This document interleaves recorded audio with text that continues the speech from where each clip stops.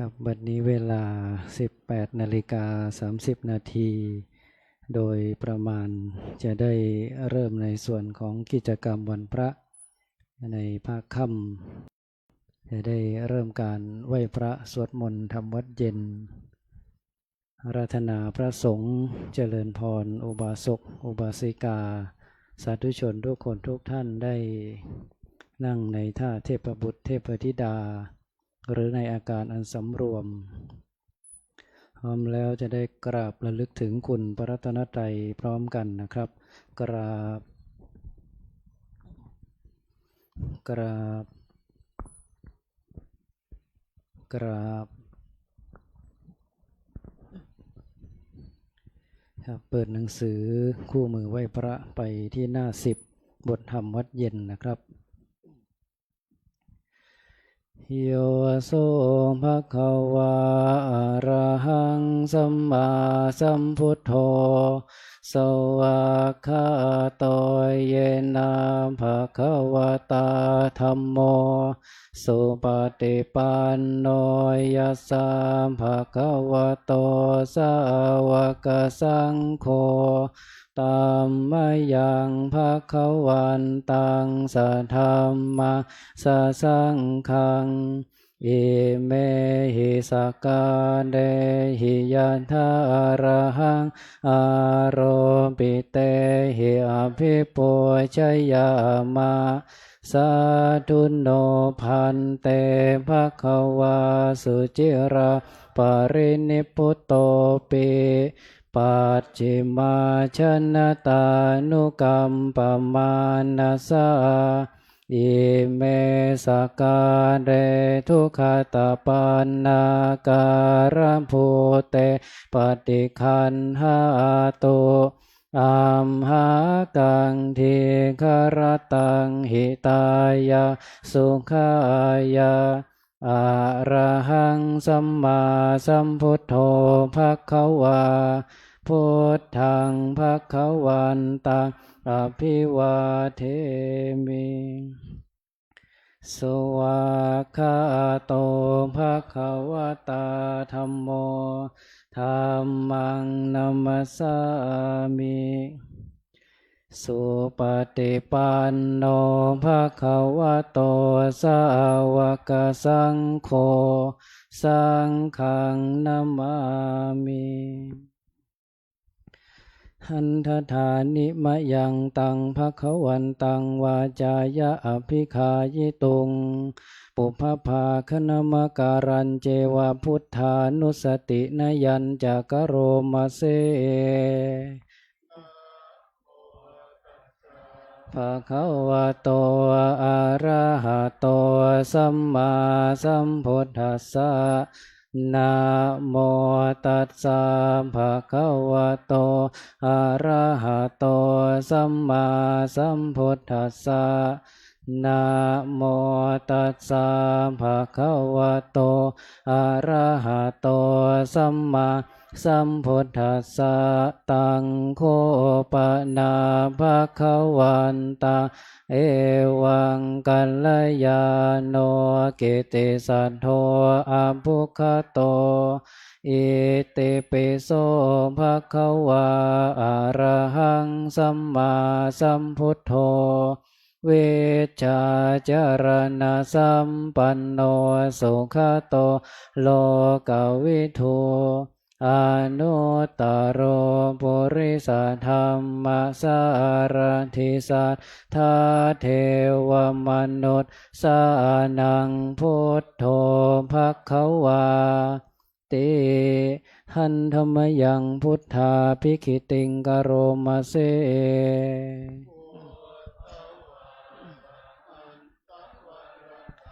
ทิคุณนาภิยุตโตสุทธาภิญาณกรุณาหิสัมมาคตโตโพเทสิโยสุชนะตังกัมมลังวสุโร วันธรรมหังตมรณังศิรสาชิเนนทังพุทโธโยสัมภปานินาสารนังเขมามุตตมังปันธมานุสติทานังวันทามิตังสิเรนะหังพุทธาสาหัสมิทาโส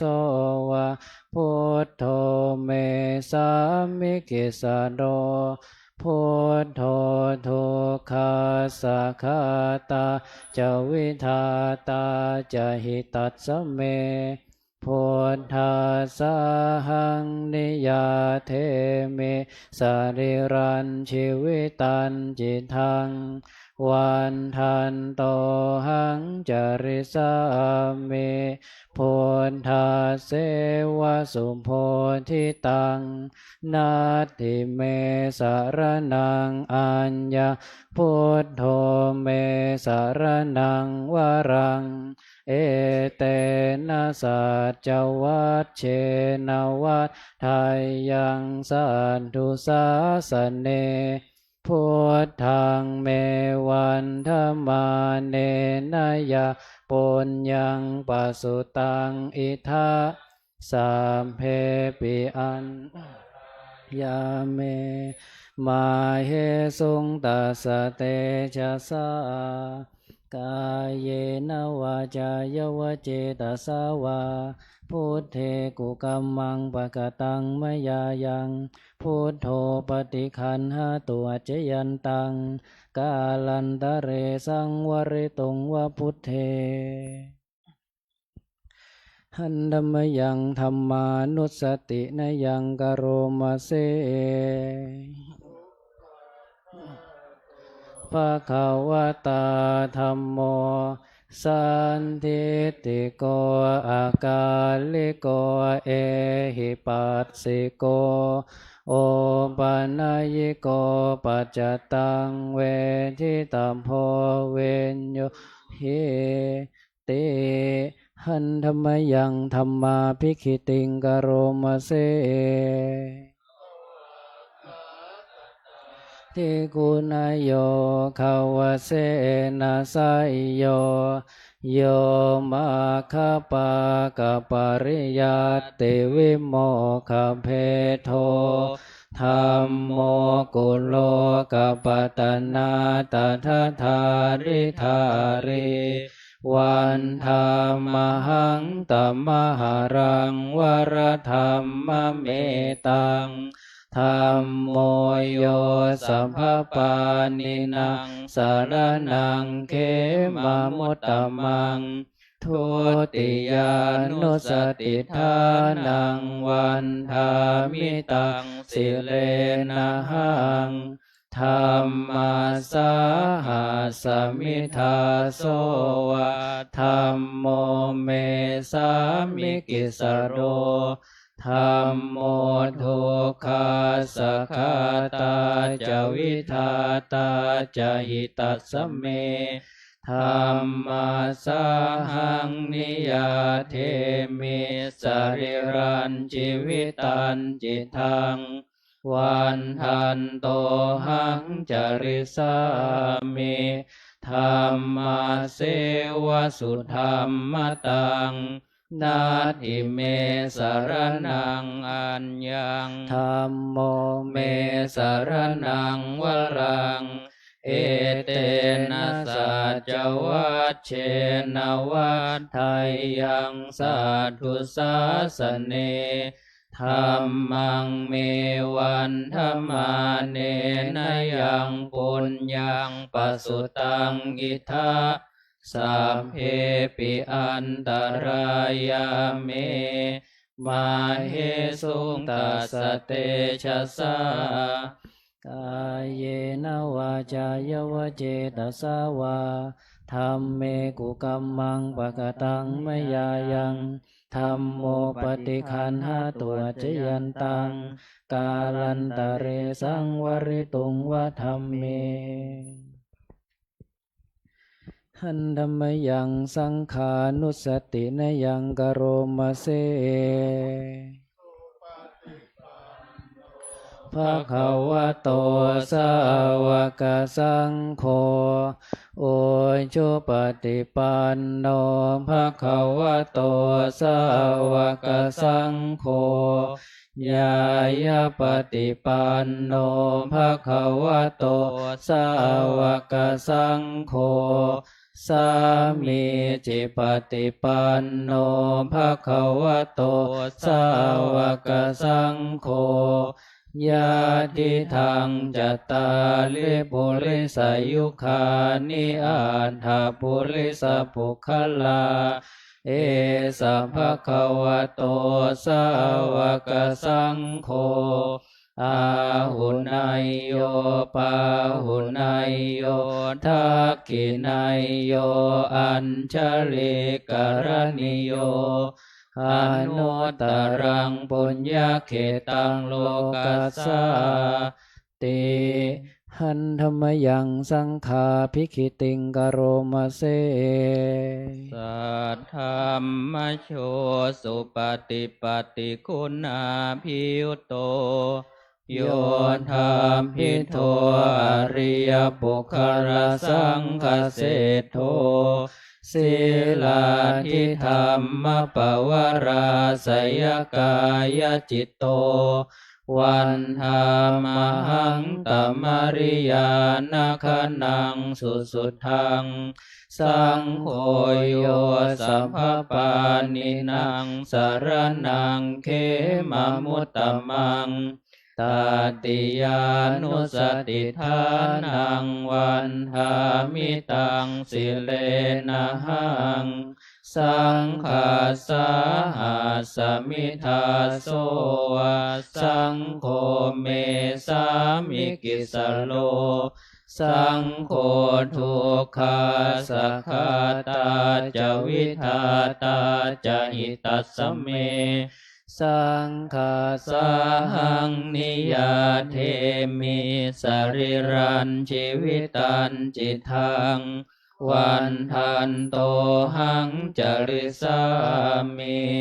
สังฆาโสปฏิปันนตังนาทิเมสรนังอัญญังสังโฆเมสรนังวลังเอเตนะสัจวัชเชนวัฏไทยังสัตถุสาสเนสังฆังเมวันธรรมาเนนยังปุญญังปสุตังอิทธาสัพเพปิอันตรายาเมมาเหสุงตัสสเตชะสากายเยนวาจายวเจตสาวาสังเคกุกัมมังปะกตังมยายังสังโฆปฏิคันหาตัวเจยันตังกาลันตะเรสังวริตุงวสังเค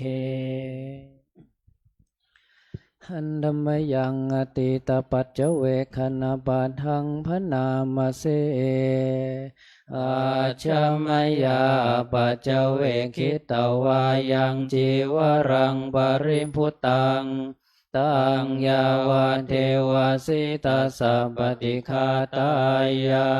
โอนนาสัพปติคาตายาดังสมกสวาตาตปัสสิริงสัพพสัมภัสสะนังปฏิคาตายายาวาเทวาหิริโกปินาปฏิชาธนัทังอาชมยาปัจเจเวคิตวายโยปินดาปาโตปริพุตโตโสเนวะทวายนามัทายนามันดนายนาวิภูสนายายาวะเทวะอิมาสกายาสถิติยายาปนายาวิหิงสุปรติยาพระมจริยานุขายาอิติปุรานันจะเวทนังปฏิหังคามินนวันจะเวทนังนาอุปาเทสามิ ยาตราจะเมภวิสติอนวัชตาจัมภาสุวิหารโรจติอาชมยาปัจเจเวคิตวายังเสนาสนังปริพุตังตังยาวเทวาสิตาสัพปติคาตายาโอนนาสัพปติคาตายาดังสัมมากัสสวะตาตปะสิริงสัมภสัมภสานังปฏิคาตายายาวะเทวาอุตุปริสยวิโนทนังปฏิสัลลานารามทังอาชมยาปัจเจเวคิตวายโยคิรานะปัจเจยเพสัชฌะปริคาโลปริพุตโตโสยาวะเทวาอุปันนานังไวยาภาธิกานังเวทนานังปฏิคาตายาอาภัยอาปัชชาปรมัตตายาติหันธรรมยังอุทิสนาทิฏฐานาคาทายโยมพนามเสอิมินาปุญญกรรมเมนาอุปัชฌายาคุณุตตราอาจาริยุปการาจัมมาตาปิตาจยาตกาสุริโยจันทิมาราชาคุณวันตานราปิจาพระมามาราชอินทาจโรกปาราชเทวตายาโมมิตามนุสาจมัชฌตาเวริกาปิจาสัพเพสัตตาสุขีโหนตุปุญญานิปกตานิเมสุขังจติวิทังเทนตุขิปังปะเปทโวมตังอิมินาปุญญกรรมเมนาอิมินาอุทิเสนาจาขิปะหังสุรเพเจวตันหุปาทานาเชทนังเยสันตาเนหินาธัมมายาวานิพพานโตมะมังนาสันตุสัพพทาเยวายันหชาโตภเวภเวโอชุจิตตังสติปัญญาสัลเลโควิริยัมหินามาราลพันตุโนกาสังกาตุนจาวิริเยสุเมพุทธาทิปวโรนาโทธัมโมนาโทวรุตตโมนาโทปัจเจกพุทโธจะสังโฆนาโทตโรมะมังเตโสตัมมานุภาเวนะมาโลกาสังลพันตุมาหันธรรมยังสารพันเยนาพุทธมังคลาคาทายโยมพนามเสทิปัฏฐังเสโทนิสินโนเจวามาชิเมโกนดัญโยปุพพภาเคจาอาคานายเยจากาสโปสารีปุตโตจันทาคิเนหารติเยอุปาริจาปัจฉิเมปิจาอานันโทพายาเพจะขวัมปติโมคัลลาโนจะอุตะเลอิสาเนปิจาราหุโลอิเมโคมังคัลลาพุทธาสัพเพอิทาปฏิทิตาวันทิตาเตจะอัมเหหิสักกา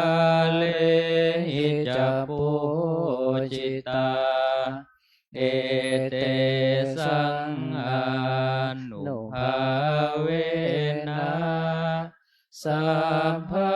โสทิภวันตุโนอิเจ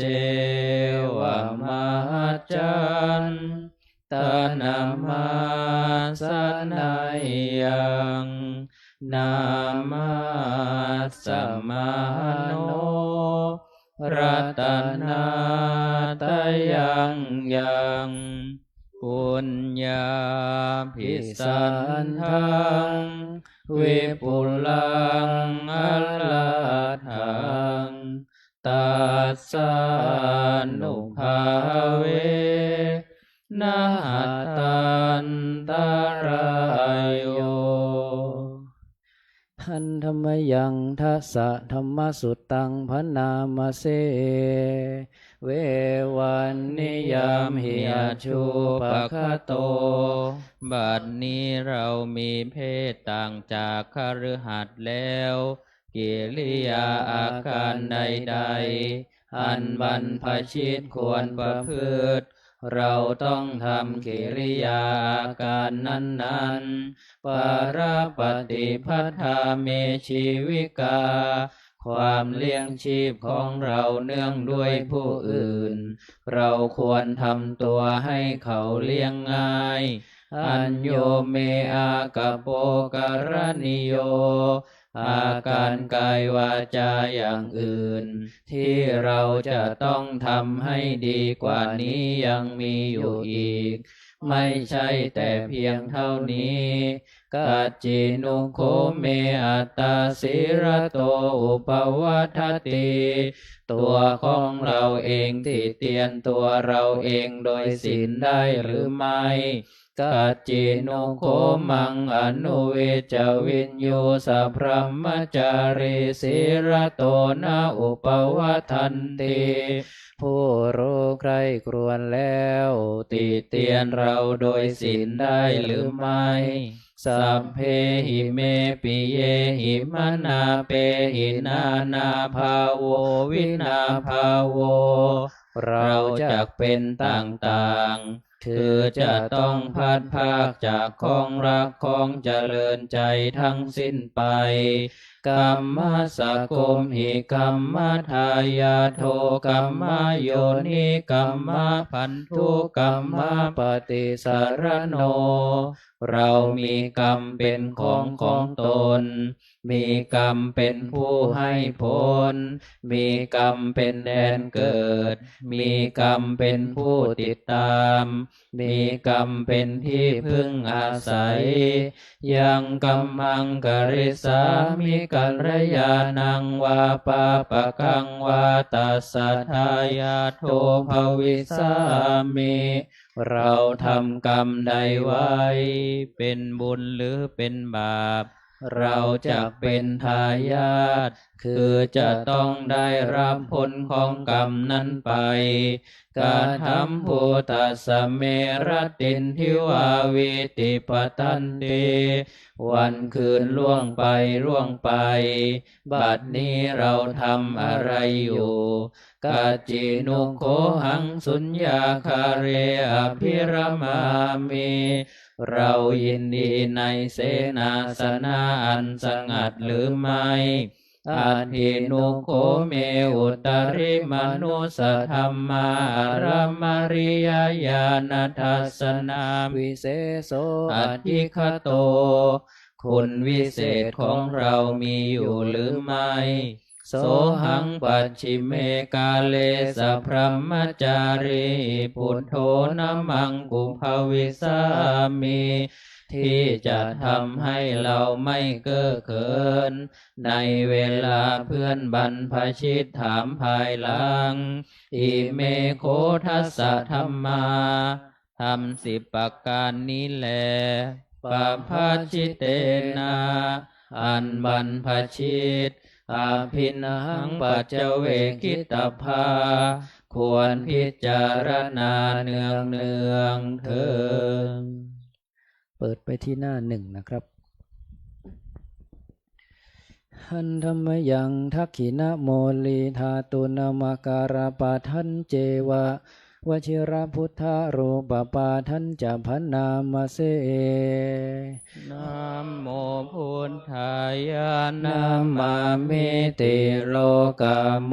ลิงโลหะพุเตปฏิทิตังปุชิตังสัพพะโลเก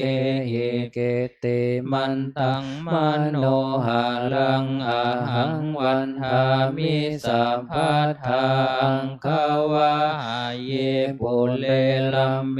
โกเวลาลักขปะพะเต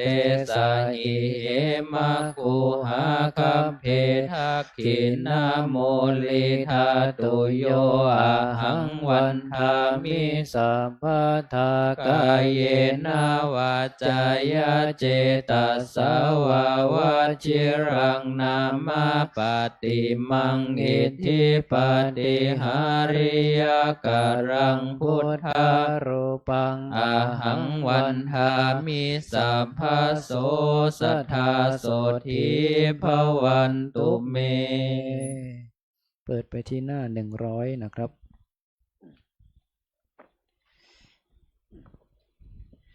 หันธรรมยังสิริมังคลมหาเทราภิทุติคาทายโยพนามเสสิริธาตามหาเทโรหิริโกสิริมังคโลมังคโลปายเมทาวิมังคโลปายเทสโกคารุธานิยปาโมโคสิสานุสิสนายโกโลกานุกรรมปิเมตายาสติปัฏฐานาธารโกสติมาอัมปะมาโตจาตังนามาสามิสัพพัทธาติสิริมังคละสมณวิสุทธิวงศ์โสภาสง่าองค์ทรงสิริมิวางวายสำรวมยืนเดินนั่งผู้พร้อมพรั่งด้วยละอายปัญญาขจรขจายชี้อุบายอันมงคลควรแก่ฐานะครูนำสิทธิรู้ทุกหมู่ชนชาวโลกต่างได้ยนสงเคราะห์ชนด้วยเมตตาผู้ทรงสติปัฏฐานตลอดกาลทุกเวลาทรงนามสติมาไม่ประมาทองค์อาจงามข้าขอนมัสการประดิษฐานในทุกยาม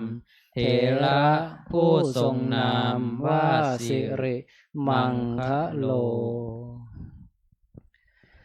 เปิดหนังสือไปที่หน้า42นะครับจะได้สาธยายบทธรรมจักรปวัตตนสูตรนะครับ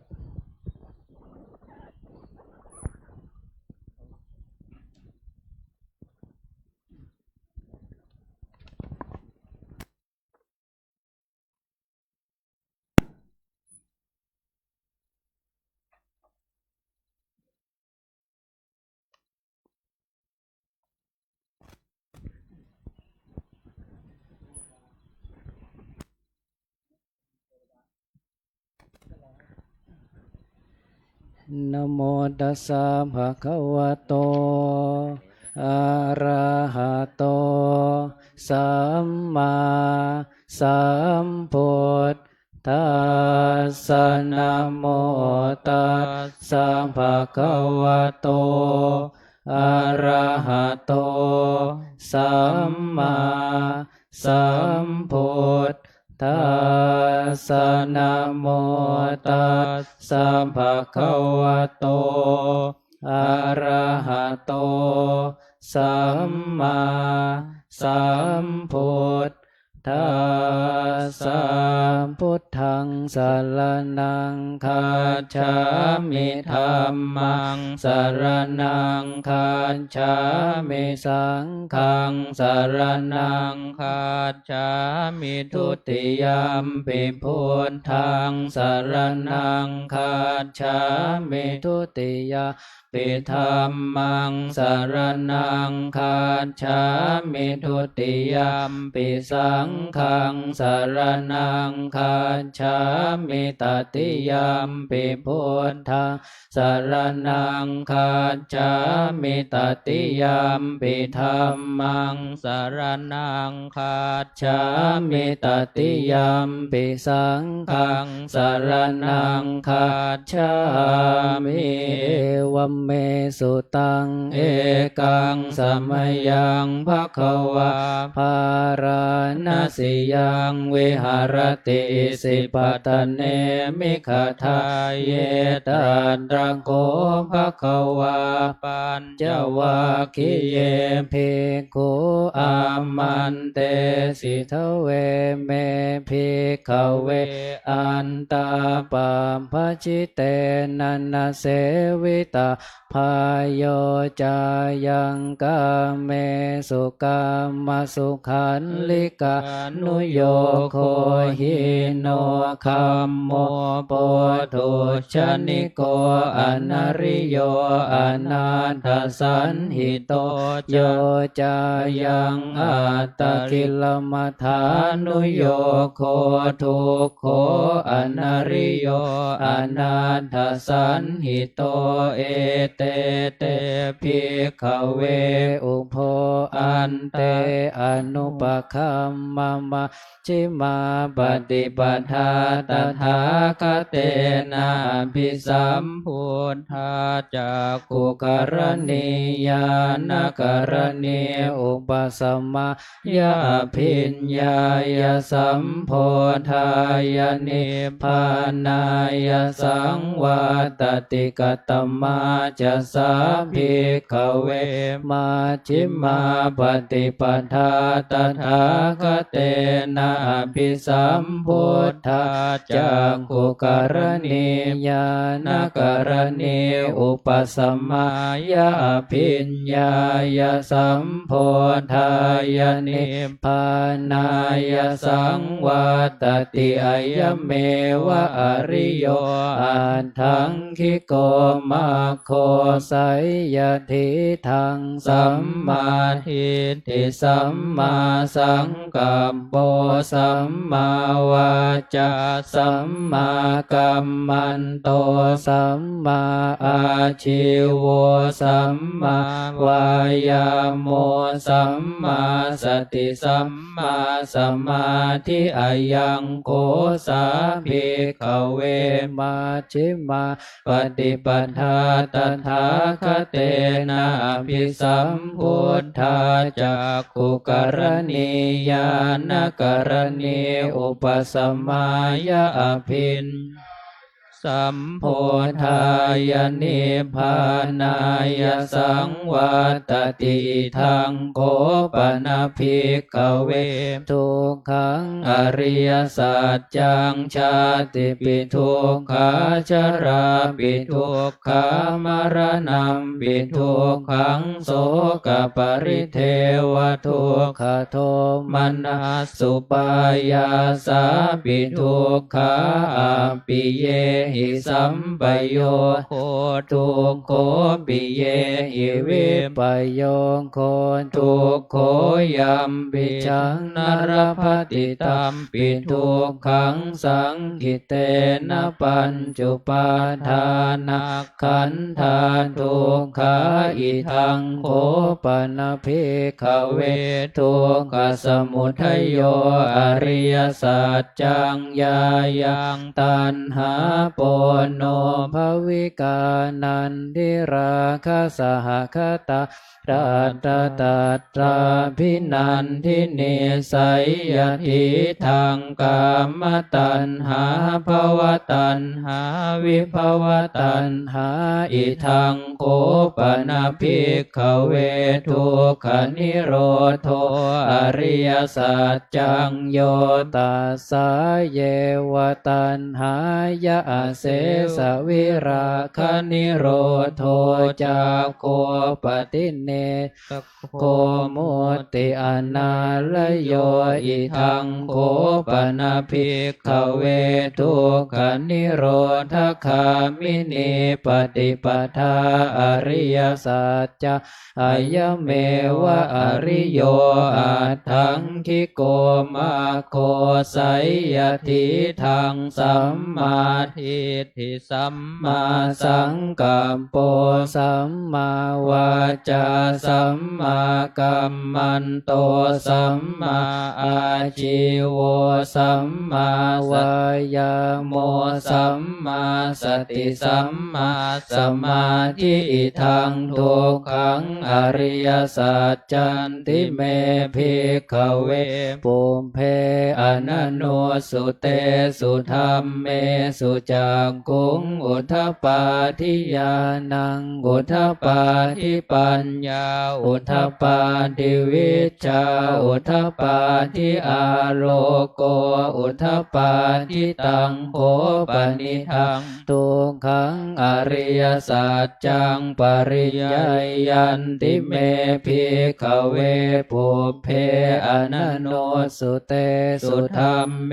สุจักขุงอุทธปาทิญาณังอุทธปาทิปัญญาอุทธปาทิวิชชาอุทธปาโลโกอุทธปาทิตังโคปนิทังทุกขังอริยสัจจังปริยาตันติเมภิกขเวปุพเพอนันโนสุเตสุธรรมเม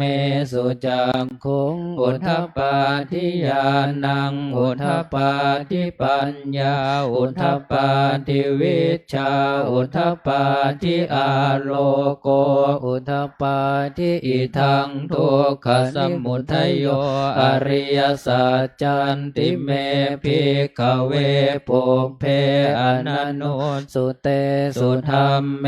สุจักขุงอุทธปาทิญาณังอุทธปาทิปัญญาอุทธปาทิวิชชาอุทธปาทิอาโลโกอุทธปาทิตังโคปนิทังทุกขสมุทัยโยอริยสัจจังปหาตัมพันติเมภิกขเวปุพเพอนันโนสุเตสุธรรมเมสุจักขุงอุทธปาทิญาณังอุทธปาทิปัญญาอุทธปาทิวิชชาอุทธปาทิอาโรโก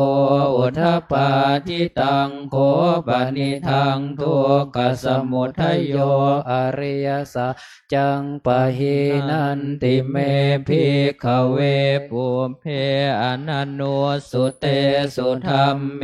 สุจักขุงอุทธปาทิญาณังอุทธปาทิปัญญาอุทธปาทิวิชชาอุทธปาทิอาโรโกอุทธปาทิอิทังทุกขนิโรโธ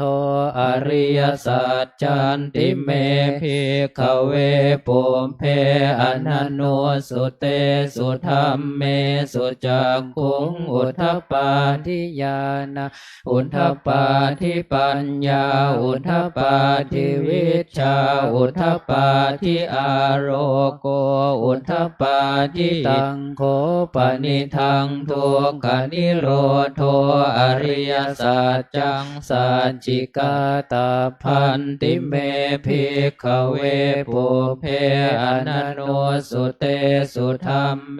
สุจักขุงอุทธปาทิญาณังอุทธปาทิปัญญาอุทธปาทิวิชชาอุทธปาทิอาโรโกอุทธปาทิตังโฆปนิทังทุกขนิโรธอริยสัจจังสัจจิกตันติเมภิกขเวปุเพอนันโนสุเตสุธรรมเม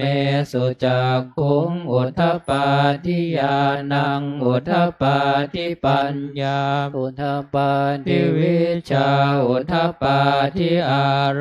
โก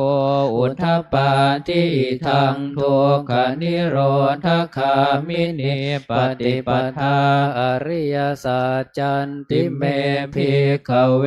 ปุเพอนันโนสุเตสุธรรมเม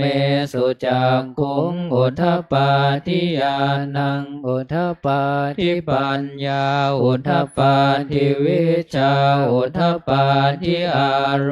โกอุทธปาทิตังโฆปนิทังทุกขนิโร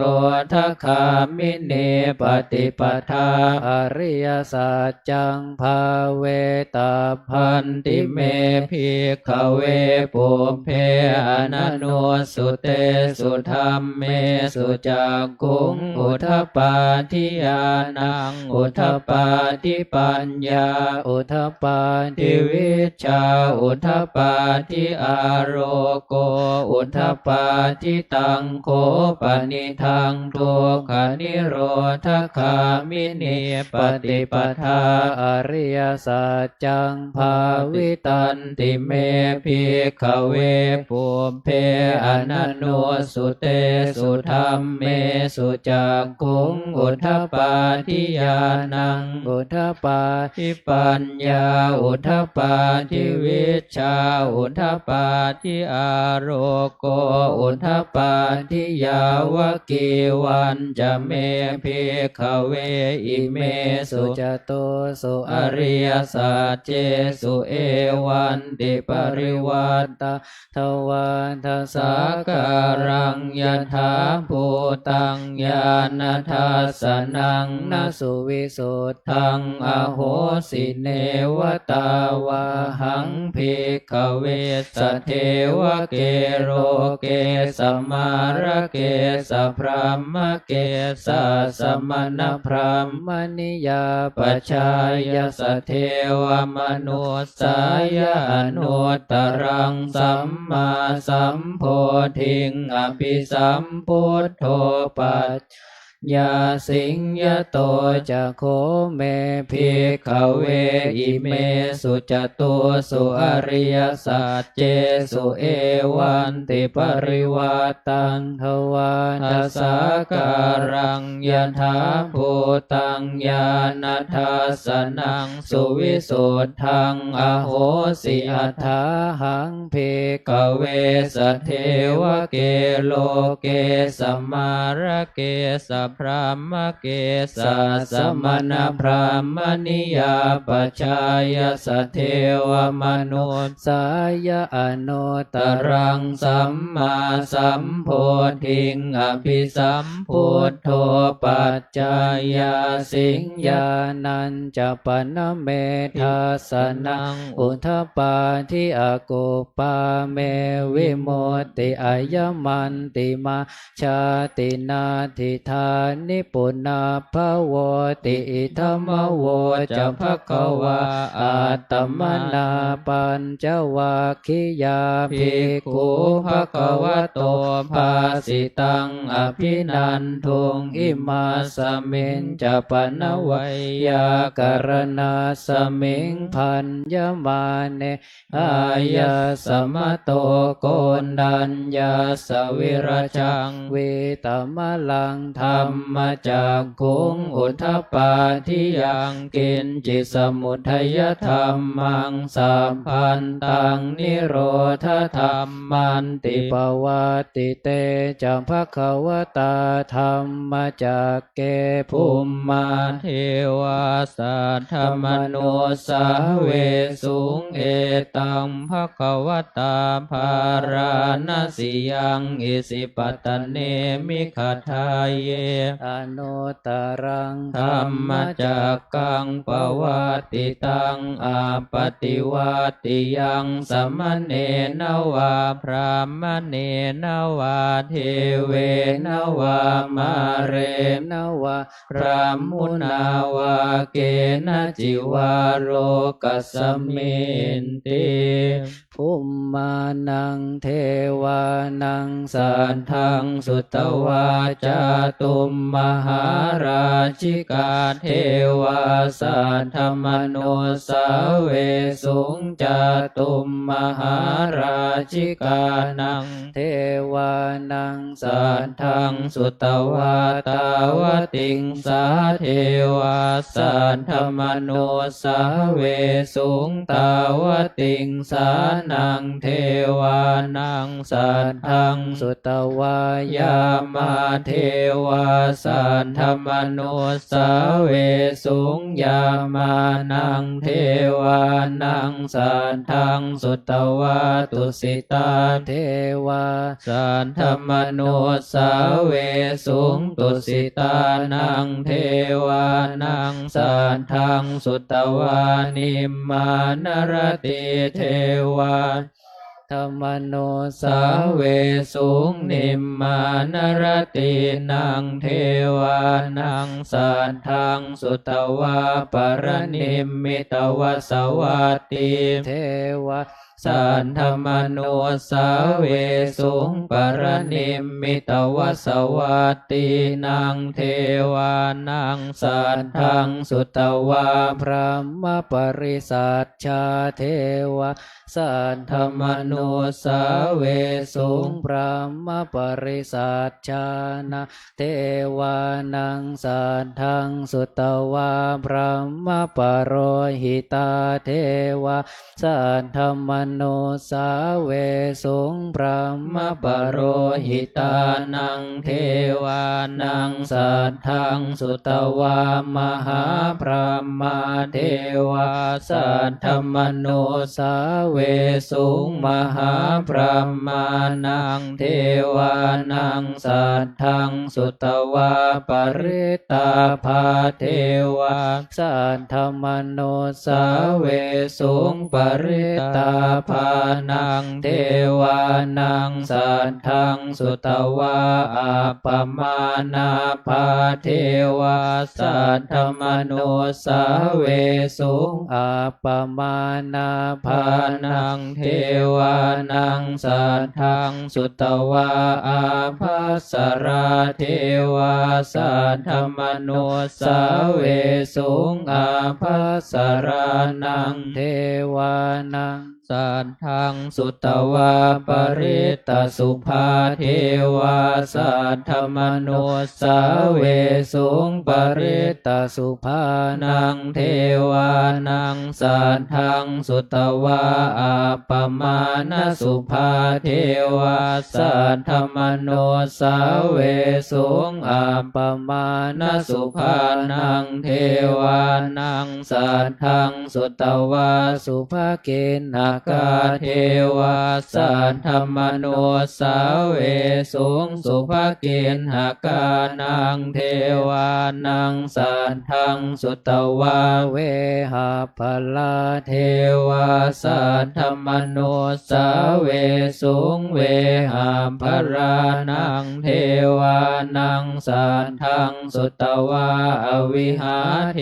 วาสัทธมโนสาเวสุงอวิหานังเทวานังสัทธังสุตวาอัตตปาเทวาสัทธมโนสาเวสุงอัตตปานังเทวานังสัทธังสุตวา สุทัสสะเทวาสัทธมโนสาเวสุง สุทัสสะ สานังเทวานังสัทธังสุตวาสุทัสสิเทวาสัทธมโนสาเวสุงสุทัสสินาเทวานังสัทธังสุตวา อากเนทาก าเทวาสัทธมโนสาเวสุงเอตังภควตาภาราณสิยังอิสิปตเนมิขทาเย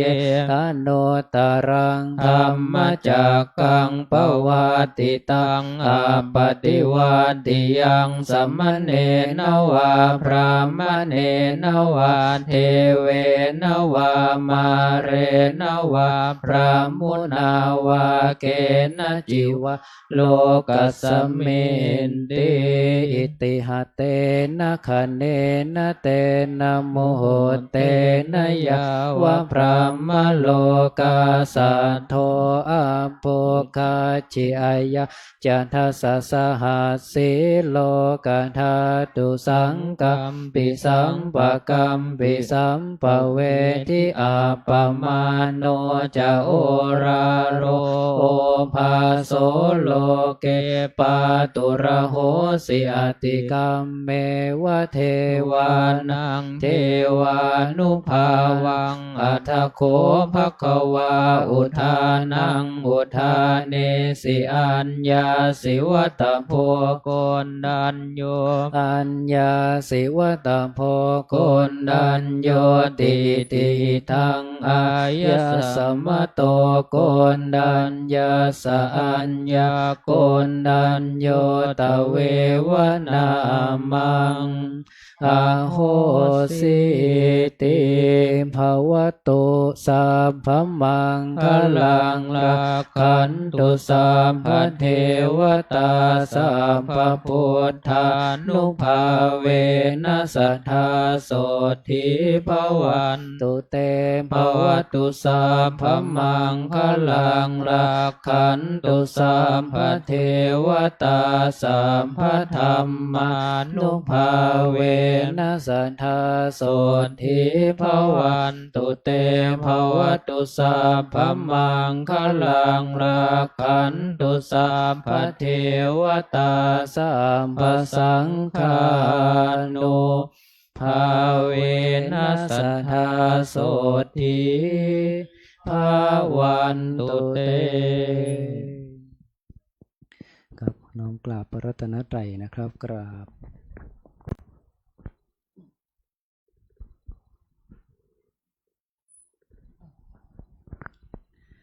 ครับน้อมกราบระลึกถึงคุณธรรมพระเดชพระคุณหลวงปู่นะครับกราบ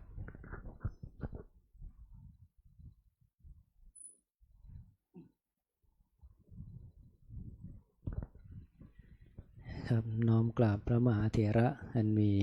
พระเดชพระคุณท่านเจ้าคุณพระมรเวทีผู้ช่วยเจ้าวาดเป็นต้นเป็นประธานนะครับกราบ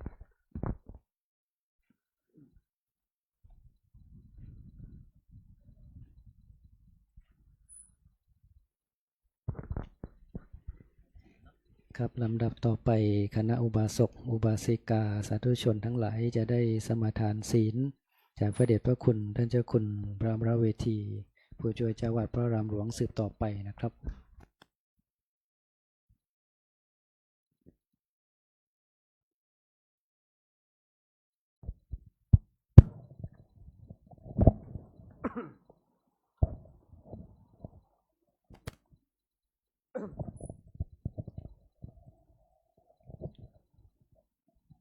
ทุกท่านพนมมือ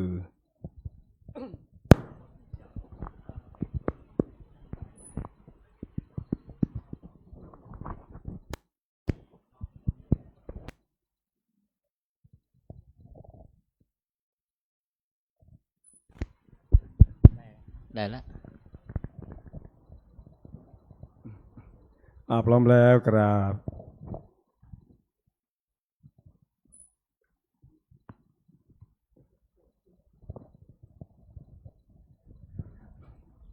อิมินาสการเรนะ ตังพุทธังอภิปูชยามะอิมินาสการเรนะตังธัมมังอภิปูชยามะอิมินาสการเรนะตังสังฆังอภิปูชยามะอะระหังสัมมาสัมพุทโธภะคะวาพุทธังภะคะวันตังอภิวาเทมิ สวากขาโตภะคะวตาธัมโมธัมมังนามัสสามิสุปฏิปันโนภะคะวะโตวะกสังโฆสังฆังนามามิมายังพันเตติสาราเนนะสหะอาทาสีลามิยาจามะทุติยัมปีมายังพันเตติสาราเนนะสหะอาทาสีลามิยาจามะตาติยัมปีมายังพันเตติสาราเนนะสหะอาทาสีลานิยาจามะนะโมตัสสะภะคะวะโตอะระหะโตสัมมาสัมพุทธัสสะนะโมตัสสะภะคะวะโตอะระหะโตสัมมาสัมพุทธัสสะนะโมตัสสะภะคะวะโตอะระหะโตสัมมาสัมพุทธัสสะนะโมตัสสะภะคะวะโตอะระหะโตสัมมาสัมพุทธัสสะนะโมตัสสะภะคะวะโตอะโตสัมมาสัมพุทธัสสะนะโมตัสสะภะคะวะโต สัมมาสัมพุทธัสสะพุทธังสรณังคัจฉามิ พุทธังสรณังคัจฉามิธัมมังสรณังคัจฉามิ ธัมมังสรณังคัจฉามิสังฆังสรณังคัจฉามิ สังฆังสรณังคัจฉามิทุติยัมปิพุทธังสรณังคัจฉามิทุติยัมปิพุทธังสรณังคัจฉามิทุติยัมปิธัมมังสรณังคัจฉามิทุติยัมปิธัมมังสรณังคัจฉามิติยัมปิสังฆังสรณังคัจฉามิทุติยัมปิสังฆังสรณังคัจฉามิตติยัมปิพุทธังสรณังคัจฉามิตติยัมปิพุทธังสรณังคัจฉามิติยัมปิธัมมังสรณังคัจฉามิตติยัมปิธัมมังสรณังคัจฉามิติยัมปิสังฆังสรณังคัจฉามิตติยัมปิสังฆังสรณังคัจฉามิปานาติปาตาเวระมณีสิกขาปะทังสมาธิยามิปานาติปาตาเวระมณีสิกขาปะทังสมาธิยามิอาทินนาทานาเวระมณีสิกขาปะทังสมาธิยามิอาทินนาทานาเวระมณีสิกขาปะทังสมาธิยามิกาเมโสมิจฉาจาราเวระมณีสิกขาปะทังสมาธิยามิ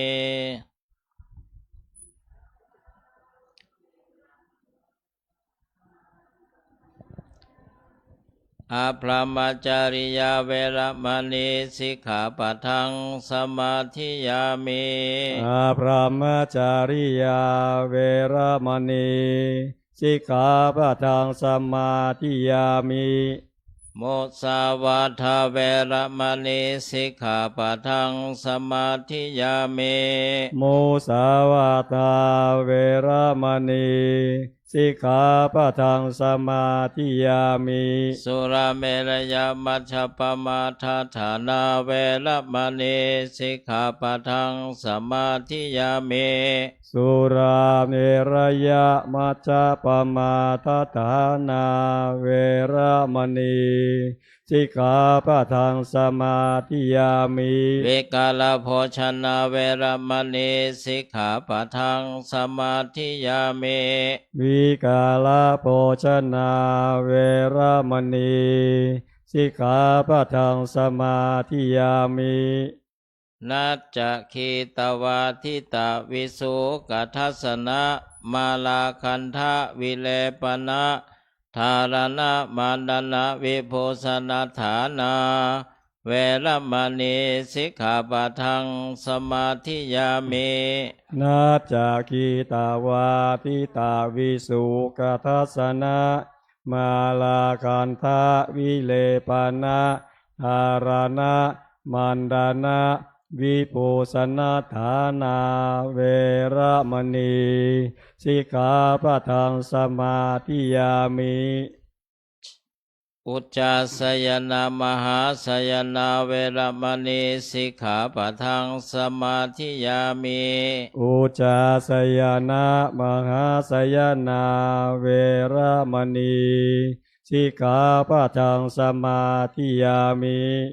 อิมานิปัญจเจวะอัฏฐจะสิกขาปทานิสมาธิยามิ อิมานิอาถาสิกขาปทานิสมาธิยามิอิมานิอาถาสิกขาปทานิสมาธิยามิอิมานิอาถาสิกขาปทานิสมาธิยามิ อิมานิปัญจเจวะอิมานิอัฏฐจะสิกขาปทานิสีเลนะสุขติงยันติ สาธุ สีเลนะโภคสัมปทา สาธุ สีเลนะนิพพุติงยันติ สาธุ ตัสมาสิลังวิโสทะเย อามาพันเตกราบ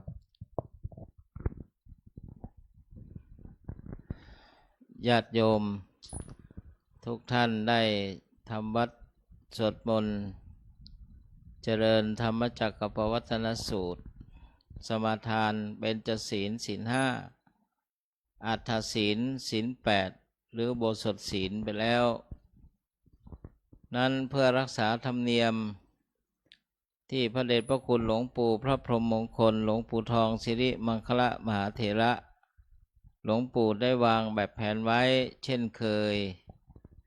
นั้นค่ำคืนนี้ก็จะมีการให้ธรรมะเป็นทาน การให้ธรรมะเป็นทานนี้ได้ชื่อว่าชนะการให้ทุกสิ่งทุกอย่างดังบาลีว่าสัพพะทานังธรรมะทานังชินาติ การให้ธรรมะคือวิทยาการหรือปัญญาเป็นความรู้เป็นแสงสว่างนั้นย่อมชนะการให้ทุกอย่างเหมือนคนที่มีความกตัญญูกตเวทีต่อมารดาบิดาพ่อแม่ของตนถึงแม้ว่าจะอุปถากบำรุงท่านมากมายมหาศาลเพียงใดแต่ก็ยังไม่เท่าการทำพ่อแม่ที่ไม่มีศรัทธาให้มีศรัทธามีศรัทธาอย่างไรคือศรัทธาในคุณความดีเนี่ยทำพ่อแม่ที่ไม่มีศีลคือความประพฤติกายวาจาไม่เรียบร้อยให้มีศีลเช่นมีศีลห้าศีลแปดอย่างนี้ทำพ่อแม่ที่ไม่มีจาคะคือความเสียสละไม่ว่าจะเป็นสละแรงกายแรงใจหรือการเสียสละทุนทรัพย์ปัจจัยสิ่งต่างๆนั้นคือมีความตระหนี่หวงแหนเป็นกำลังนั้นใจของคนเราเนี่ยญาติโยมความหวงแหนหรือความตระหนี่นี่มันไม่ได้อยู่ที่ไหนทุกสิ่งทุกอย่างนะมันอยู่ในใจของเรานั้นคนมีปัญญานั้นใช้ทรัพย์ภายนอกที่ไม่มีวิญญาณเป็นเครื่องชำระปัจจัยภายในคือจิตใจของตนนะ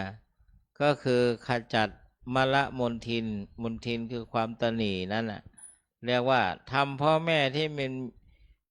ไม่มีจาคะตรงนี้ให้มีจาคะคือความเสียสละทำพ่อแม่ที่ไม่มีปัญญาให้มีปัญญาขึ้นมาเนี่ยนี่สี่อย่างนี้ชื่อว่าได้ตอบแทนท่านอย่างประเสริฐที่สุดนะอันนั้นค่ำคืนนี้อนุโมทนากับภิกษุสามเณรญาติโยมทุกท่านนะลูกเน้นรูปไหนยกมือหรือท่านใดให้ปาฐกวันนี้ลูกยกอ๋อท่านพระมหาไอ้นะมาข้างหน้าสิมหาไอ้นี่ชื่อจริงอะไรนะท่านพระมหานัทพงศ์เศรษฐสัทโธวิสิทธสัทโธฉายาค่อนข้างจำยากหน่อยนะโยมไม่ใช่เศรษฐสัทโธวิสิทธสัทโธนิวิทธสัทโธเพราะพระอาจารย์จำไม่ได้ไปกราบพระแล้วกราบหลวงปู่เอานิวิทก็นิวิทต้อง3 ครั้งถึงจะจำได้เนี่ยเศรษฐสัทโธยังไม่ใช่วิสิทธสัทโธยังไม่ใช่นิวิทธสัทโธถ้ามหาไอปรริญญาธรรม4 ประโยคเรียนชั้นประโยคปท5ใช่ไหมใช่กราบหลวงปู่ก่อนแล้วก็ขอรัตนาขึ้นสู่สแตนจะว่าขึ้นสู่ก็ไม่ใช่ขอให้ยืนข้างสแตนนะเดี๋ยวฟังผิดจะขึ้นเป็นนั่งบนสแตน ขอรัตนาท่านมหาไอ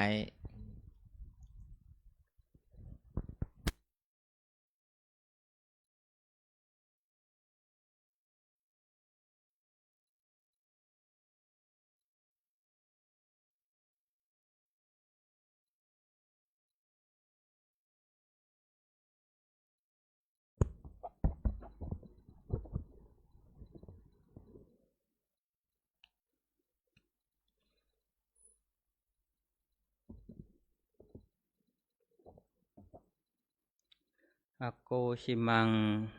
อวะทิมังอชินิมังอหาสิเมเขจตังอุปะในหันติเวลังเตสังนะสัมมติ ขอความนอบน้อมของข้าพเจ้าจงมีแด่องค์สมเด็จพระสัมมาสัมพุทธเจ้าพระพุทธพระธรรมพระสงฆ์ขอความนอบน้อมจงมีแด่สรีระสังขารพระเดชพระคุณหลวงปู่พระพรหมมงคลขอกราบนมัสการท่านเจ้าคุณอมรเวทีขอกราบนมัสการพระภิกษุสามเณรขอเจริญพรไปยังคณะศรัทธาญาติโยมทุกคนทุกท่านขึ้นมากี่ครั้งก็ยังสั่นเหมือนเดิมเนาะตรงนี้เนาะอุตส่าห์มีเวลาเตรียมตัวเยอะมากเนาะรู้ตั้งแต่ก่อนจะเข้าพรรษาเนาะขึ้นมาตรงนี้ก็4 ครั้งแล้วนะคณะศรัทธาญาติโยมถ้าใครจำกันได้ก็ขึ้นมา4 ครั้งแล้วเนาะขึ้นมา4 ครั้งก็ยังสั่นเหมือนเดิมนะไม่ชินสักทีนะตุ่มๆต่อมๆตลอดนะก็บาลีที่พูดไปข้างต้นเนาะว่าอโกชิมังนะอวะทิมังอชินิมังอาหาสิเมเคจตังอนุปะในหันติเวรังเตสังนะสัมมันติเนาะแปลใจความว่าใครมัวคิดอาฆาตว่าเขาด่าเราเขาทำร้ายเราเขาชนะเราเขาขโมยของเราเวรของผู้นั้นไม่มีทางระงับนะที่ได้ยกเรื่องนี้มาพูดเนาะก็ได้เรียนชั้นประโยคปท5เนาะได้เรียนวิชากัปเรื่องของพระเจ้าวิทูทัพพะเนาะ เรื่องของพระเจ้าวิทูทัพพะจึงมีความน่าสนใจนะก็เลยได้คิดว่าน่าจะยกเรื่องนี้มาให้คณะศรัทธาญาติโยมได้รับฟังนะผู้ใดเคยฟังแล้วก็ย้ำไปอีกเนาะนะเพื่อให้ได้ทวนนะความจำนะก็ต้องแนะนำตัวก่อนเนาะเผื่อคณะศรัทธาญาติโยมคนใดยังไม่รู้จักนะกับผมอัตมภาพนะชื่อว่าพระมหาณัฐพงศ์นิวิทะสัทโธนะก็มาอยู่ที่วัดพระธาตุได้8 ปีจะเข้า9 ปีแล้วเนาะมาตั้งแต่ตอนเป็นเณรนะตั้งแต่อายุ13นะถ้าคณะศรัทธาญาติโยมคนใดจำได้นะก็มาวันนี้ก็เป็นวาระนะวันที่ได้มาปาฐกถานะที่ได้มาให้บอกธรรมนะในวันธรรมสวนะแด่คณะศรัทธาญาติโยมที่มีความตั้งจิตตั้งใจมาฟังธรรมในคืนนี้เนาะ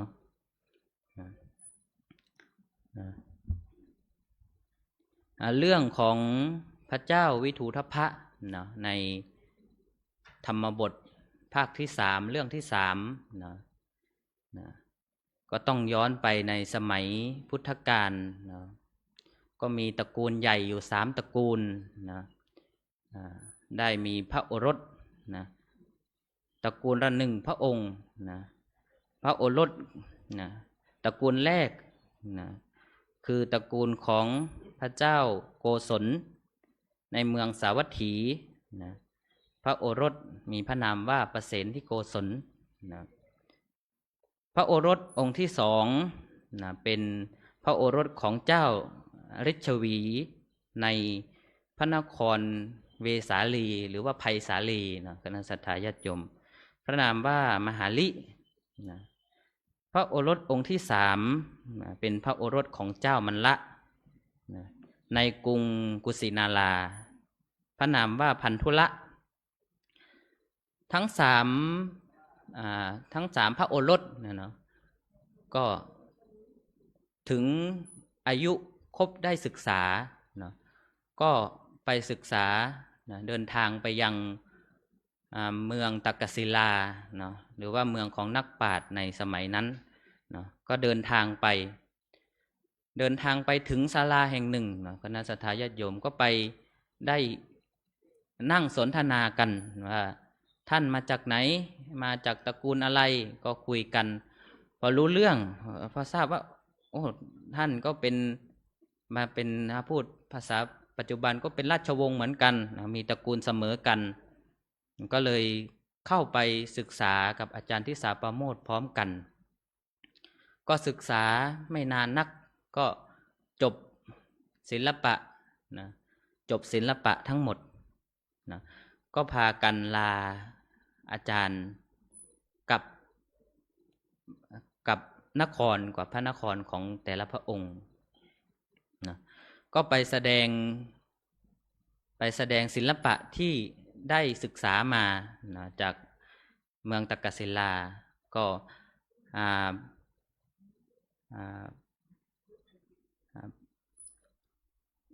ท่านพระโอรสของพระเจ้าโกศลท่านก็ได้เดินทางกลับไปยังเมืองสาวัตถีนะเดินทางไปเมืองสาวัตถีท่านก็ไปแสดงศิลปะให้พระชนกหรือว่าบิดาของท่านนะก็แสดงศิลปะ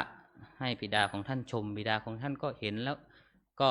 อภิเษกราชสมบัติให้ก็คือให้ครองราชเป็นพระราชาเลยนะในวันที่กลับไปแล้วแสดงก็ให้ครองราชเลยนะองค์ที่2ก็คือเจ้าฤชวีพระนามว่ามหาลิพระองค์ก็กลับไปที่เมืองไวสาลีนะก็ไปแสดงศิลปะแต่พระองค์แสดงด้วยความวิริยะอุตสาหะจนตาบอดนะท่านแสดงให้พญาติได้ดูจนท่านเนี่ยตาบอดพระโอรสองค์ที่3ก็คือพระโอรสของเจ้ามันละนะพระนามว่าพันธุละ ก็ได้เดินทางกลับไปยังเมืองกุสินาราพอไปถึงนะก็จะแสดงศิลปะนะแต่พญาติบอกว่าเดี๋ยวเราจะทดลองท่านนะว่าท่านจะทำสิ่งนี้ได้ไหมที่ไปศึกษามานะก็ตักเตรียมไม้ไผ่นะไม้ไผ่เตรียมไม้ไผ่มา60 ลำ60 กองแต่ละกองไม้ไผ่นะก็จะเอาเหล็กยัดไว้ตรงกลางนะเอาซี่เหล็กยัดไว้ตรงกลางเพื่อจะทดลองว่าพันธุละจะที่เรียนมาศึกษามาเนี่ยจะฟันขาดไหมแต่ไม่ได้บอกว่าเอาเหล็กใส่ตรงกลางไว้ด้วยนะไม่ได้บอกก็ให้ท่านพันธุละนะหรือว่ากุมารพันธุละแสดงกุมารพันธุละท่านก็ฟันไม้ไผ่ฟันไปจนถึงมัดที่60เนาะท่านก็ได้ยินเสียงเหล็กกระทบกันนะท่านได้ยินเสียงเหล็กท่านก็ถามว่าอันนี้เหตุนี้คืออะไรท่านก็ถามว่าเสียงอะไรนะก็มีพญาติตอบว่าเจ้ามันละเนี่ยทดลองท่านด้วยการบอกให้ท่านฟันไม้ไผ่แต่ในไม้ไผ่เนี่ยตรงกลางไม้ไผ่เนี่ยใส่เหล็กไว้เนาะใส่เหล็กไว้ท่านพันธุละก็โกรธว่าพญาติเราเยอะขนาดเนี้ยทั้งพี่น้องพ่อแม่พี่น้องเพื่อนพ้องทุกคนทำไมไม่มีใครสักคนเลยบอกเราว่ามันมีเหล็กอยู่ข้างในถ้าบอกเราจะแสดงให้มันไม่มีเสียงเลยนะก็โกรธก็คุยกับบิดามารดาว่าจะฆ่าเจ้ามันละนะมารดาก็ห้ามว่าทำอย่างนั้นไม่ได้หรอกเจ้ามันละก็เป็นกษัตริย์เนาะท่านพันธุละก็ว่าถ้าฆ่าไม่ได้งั้นก็จะขอไปอยู่กับเพื่อนดีกว่านะบอกพ่อบอกแม่ว่าถ้าไม่ให้ฆ่าเนี่ยจะไปอยู่กับเพื่อนนะก็เลือกไปอยู่กับพระเจ้าประเสนที่โกศลเนาะตอนนี้เป็นพระราชาแล้วเนาะจากกุมารประเสนที่ก็เป็นพระราชาเนาะของเมืองสาวัตถีแล้วเนาะท่านพันธุละก็ไปหาเพื่อนนะก็ไปกับภรรยาก็พาภรรยาไปท่านพระเจ้าประเสนที่พอรู้เรื่องว่าเพื่อนที่เคยเรียนด้วยกันเนี่ยจะมาอยู่ด้วยเราก็เสด็จต้อนรับนะแล้วก็จัดการต้อนรับอย่างยิ่งใหญ่ให้ท่านพันธุละนะจัดการต้อนรับเสร็จก็แต่งตั้งท่านพันธุละเป็นเสนาบดีนะก็อยู่ต่อมาวันหนึ่งนะพระเจ้าประเสนที่โกศลท่านก็เห็นภิกษุหลายพันรูปเลยนะเดินมาตามถนนนะท่านก็ถามอมาตย์ประจำกายว่าพระผู้เป็นเจ้าเนี่ยจะไปไหนกันนะพระผู้เป็นเจ้าหลายพันรูปจะไปไหนกันอมาตย์ก็ตอบว่าพระผู้เป็นเจ้าเนี่ยจะไปรับนิมนต์ไปฉันในเรือนของอนาถบิณฑิกะของจุลอนาถบิณฑิกะของนางวิสาขาแล้วก็นางสุปวาสะนะก็ไปพระราชาท่านก็คิดว่าเราก็อยากถวายทานเหมือนกันนะก็เลยไปนิมนต์พระผู้มีพระภาคเจ้านะไปนิมนต์พระพุทธเจ้ามาให้มาฉันที่พระราชวังของพระองค์ก็ทำบุญด้วยพระองค์เองอยู่7 วันนะในวันที่7นั้นก็ก็ทูลพระพุทธเจ้าว่าขอพระองค์มารับนิมนต์ที่นี่ทุกวันได้ไหมพระพุทธเจ้าค่ะนะพระพุทธองค์ก็บอกว่าธรรมดาพระพุทธเจ้าเนี่ยไม่สามารถรับทานในที่ใดที่หนึ่งเป็นประจำได้เนาะเพราะว่าชนเป็นจำนวนมากเนี่ยย่อมหวังเฉพาะการมาของพระพุทธเจ้า ท่านก็เลยไม่รับนิมนต์นะพระราชาก็เลยทูลว่าถ้างั้นขอให้พระองค์มอบให้ภิกษุสักรูปนะพาภิกษุสงฆ์อีก500 รูปมารับบิณฑบาตที่วังของข้าพระองค์ทุกวันได้ไหมเนาะพระพุทธองค์ก็รับปากนะรับสั่งให้ท่านพระอานนท์เป็นคนเป็นพระภิกษุที่ไปนำพระภิกษุสงฆ์ไปรับนิมนต์ที่บ้านของพระเจ้าประเสนที่โกศลที่เรือนที่คฤหัสถ์ของท่านนะก็ทำมาวันแรกท่านก็ลืมนะเพราะว่าพระราชาเนี่ยนะถ้าท่านไม่ได้สั่งนะถ้าท่านไม่ได้สั่งใครคนใดคนหนึ่งเป็นคนจัดแจงสิ่งต่างๆคนในพระราชวังก็จะไม่กล้าทำอะไรสักอย่างเนาะก็ต้องรอจนกว่าท่านจะสั่งแต่พระราชาท่านก็ลืมนะภิกษุไปวันแรกท่านก็ลืมว่าต้องอังคาดภิกษุนะท่านก็ไม่ได้มอบหมายให้ใครไว้นะภิกษุก็พอมาถึงก็เห็นว่าพระราชายังไม่มานะก็มีบางส่วนที่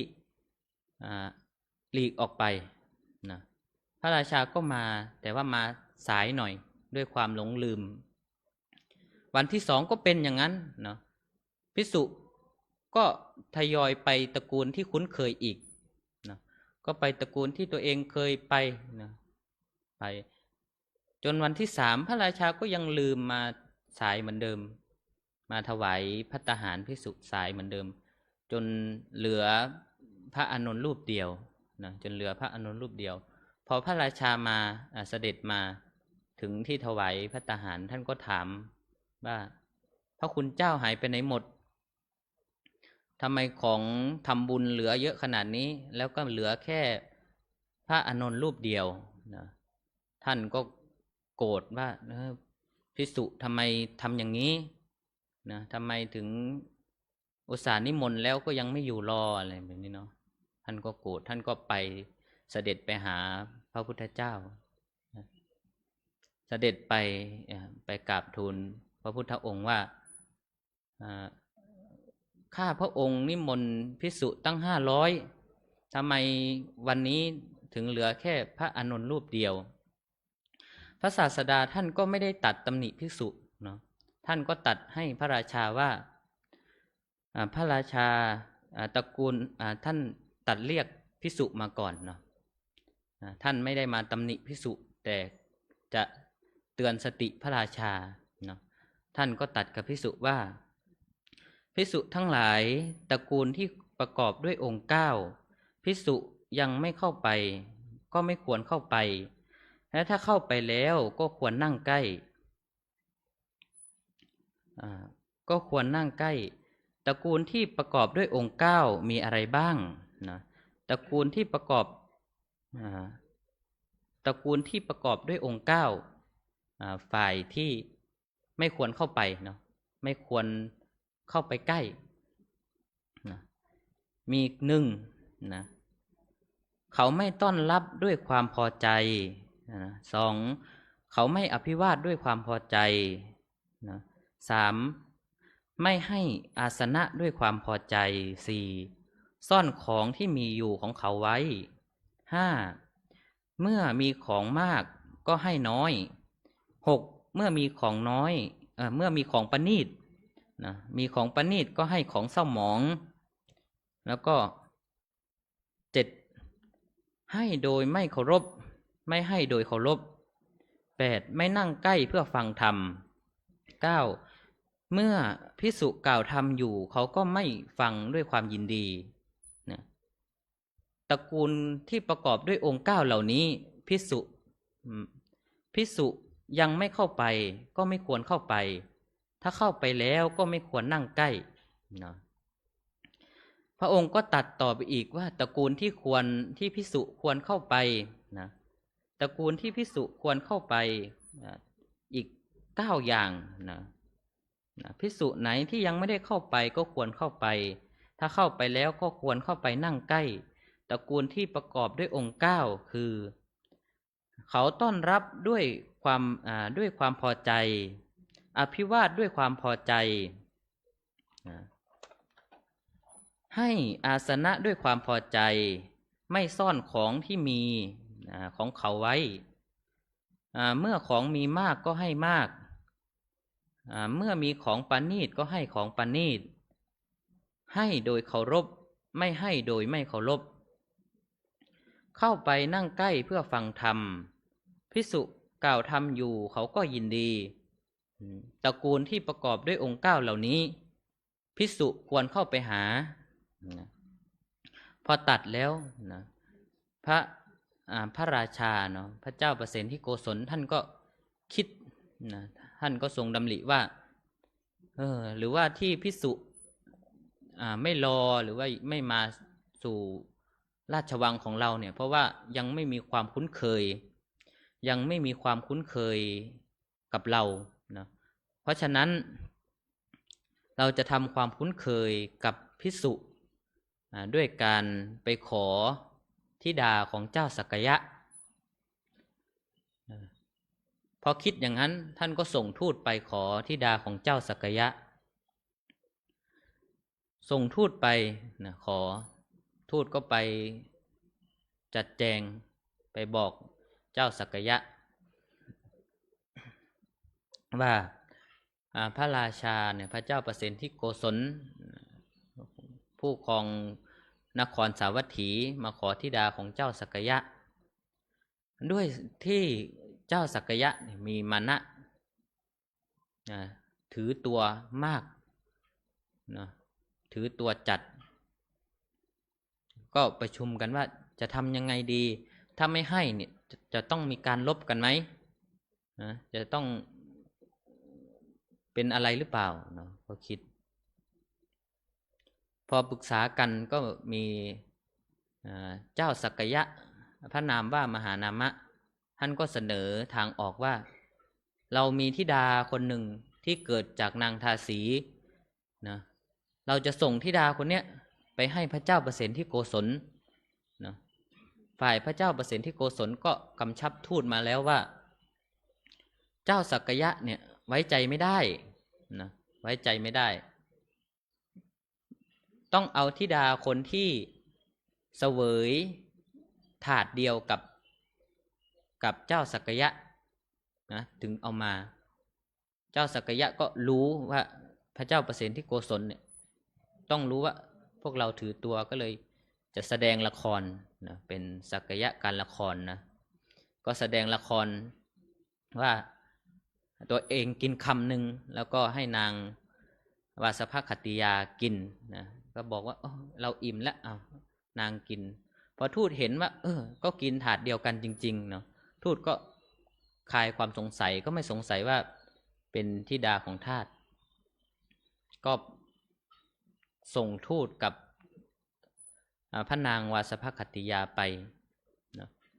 พระราชาก็ทรงยินดีว่าเจ้าสักยะได้ส่งธิดาผู้เพียบพร้อมมาให้เราแล้วนะก็อภิเษกเป็นพระอัครมเหสีนะให้หญิง500เป็นบริวารของพระนางวาสภคติยาพออยู่มาไม่นานพระนางวาสภคติยาก็ตั้งครรภ์นะตั้งครรภ์นะพอประสูติพระโอรสพระราชาก็คิดว่าเราจะให้พระอัยยิกาหรือว่าย่าตั้งชื่อให้นะเราจะให้ย่าเนี่ยตั้งชื่อให้พระโอรสคนแรกของเราเนี่ยเนาะคนนะจะให้ตั้งชื่อก็ส่งทูตไปเนาะแต่คนที่ไปเนี่ยเนาะคณะสัตยาญาติโยมทูตที่ไปเนี่ยหูตึงนะในหนังสือแปลเขาบอกว่าคนที่ไปเนี่ยหูตึงก็คือฟังไม่ชัดนะส่งไปก็ไม่ได้ดูนะฟังไม่ชัดพอทูตไปทูลพระอัยยิกาของพระราชาก็คือย่านะพระอัยยิกาก็ ตัดว่านางวาสภคติยาเนี่ยขนาดไม่ได้บุตรพระราชายังโปรดปรานขนาดนั้นพอได้พระโอรสมาเนี่ยพระราชาจะโปรดปรานขนาดไหนนะทูตได้ยินคำว่าวัลลภาแปลว่าเป็นที่โปรดปรานเนาะทูตหูตึงก็จับใจความว่าวิทูทพะนะ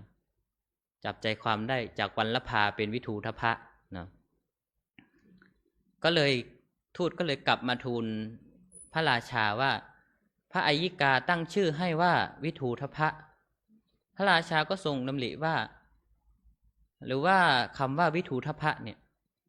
เป็นชื่อของตระกูลเก่าแก่ของเราที่ย่าหรือพระอัยยิกาเนี่ยตั้งให้หรือว่าเป็นตระกูลเก่าอะไรแบบนี้เนาะท่านก็เลยโอเคนะตกลงใจว่าชื่อว่าพระกุมารชื่อว่าวิทูทพะนี่แหละนะก็อยู่ไปจนได้7 ขวบได้พระกุมารวิทูทพะมีพระชนมายุ7 ขวบนะพระราชาก็คิดว่าอยากให้พระพุทธองค์เนี่ยโปรดปรานเป็นที่โปรดปรานของพระผู้มีพระภาคเจ้าก็เลยให้ตำแหน่งเสนาบดีตั้งแต่วิทูทพะยังเป็นเด็กนะวิทูทพะกุมารก็ตอน7 ขวบก็เห็นเพื่อนนะเห็นเพื่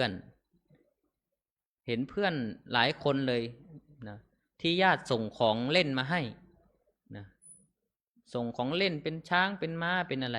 นะก็เลยไปถาม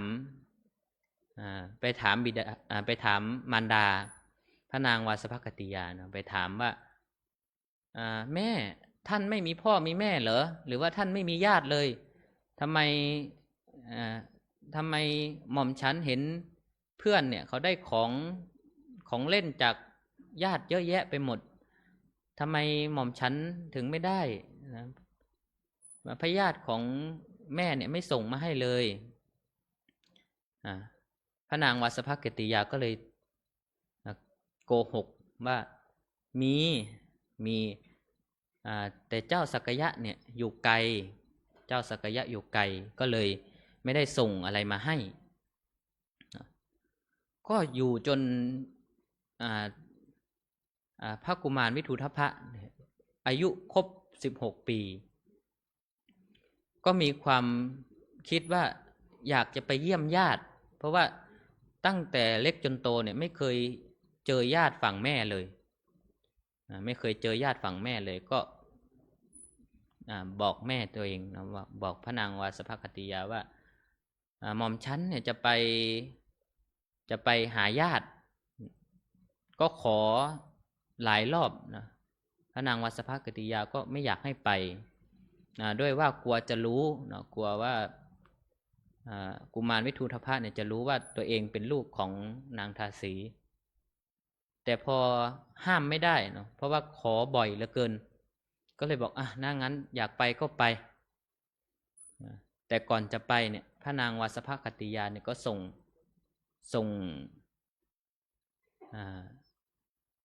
่งข่าวไปก่อนส่งข่าวไปก่อนว่าท่านวิทูทพะกุมารเนี่ยจะไปหาญาติของสักยะนะขอเจ้าสักยะเนี่ยต้อนรับแล้วก็ไม่ต้องเป็นห่วงดิฉันท่านอยู่ในที่นี้เนี่ยสุขสบายดีนะพอเจ้าสักยะรู้ข่าวว่ากุมารวิทูทพะจะมานะก็ปรึกษากันว่าจะเอายังไงดี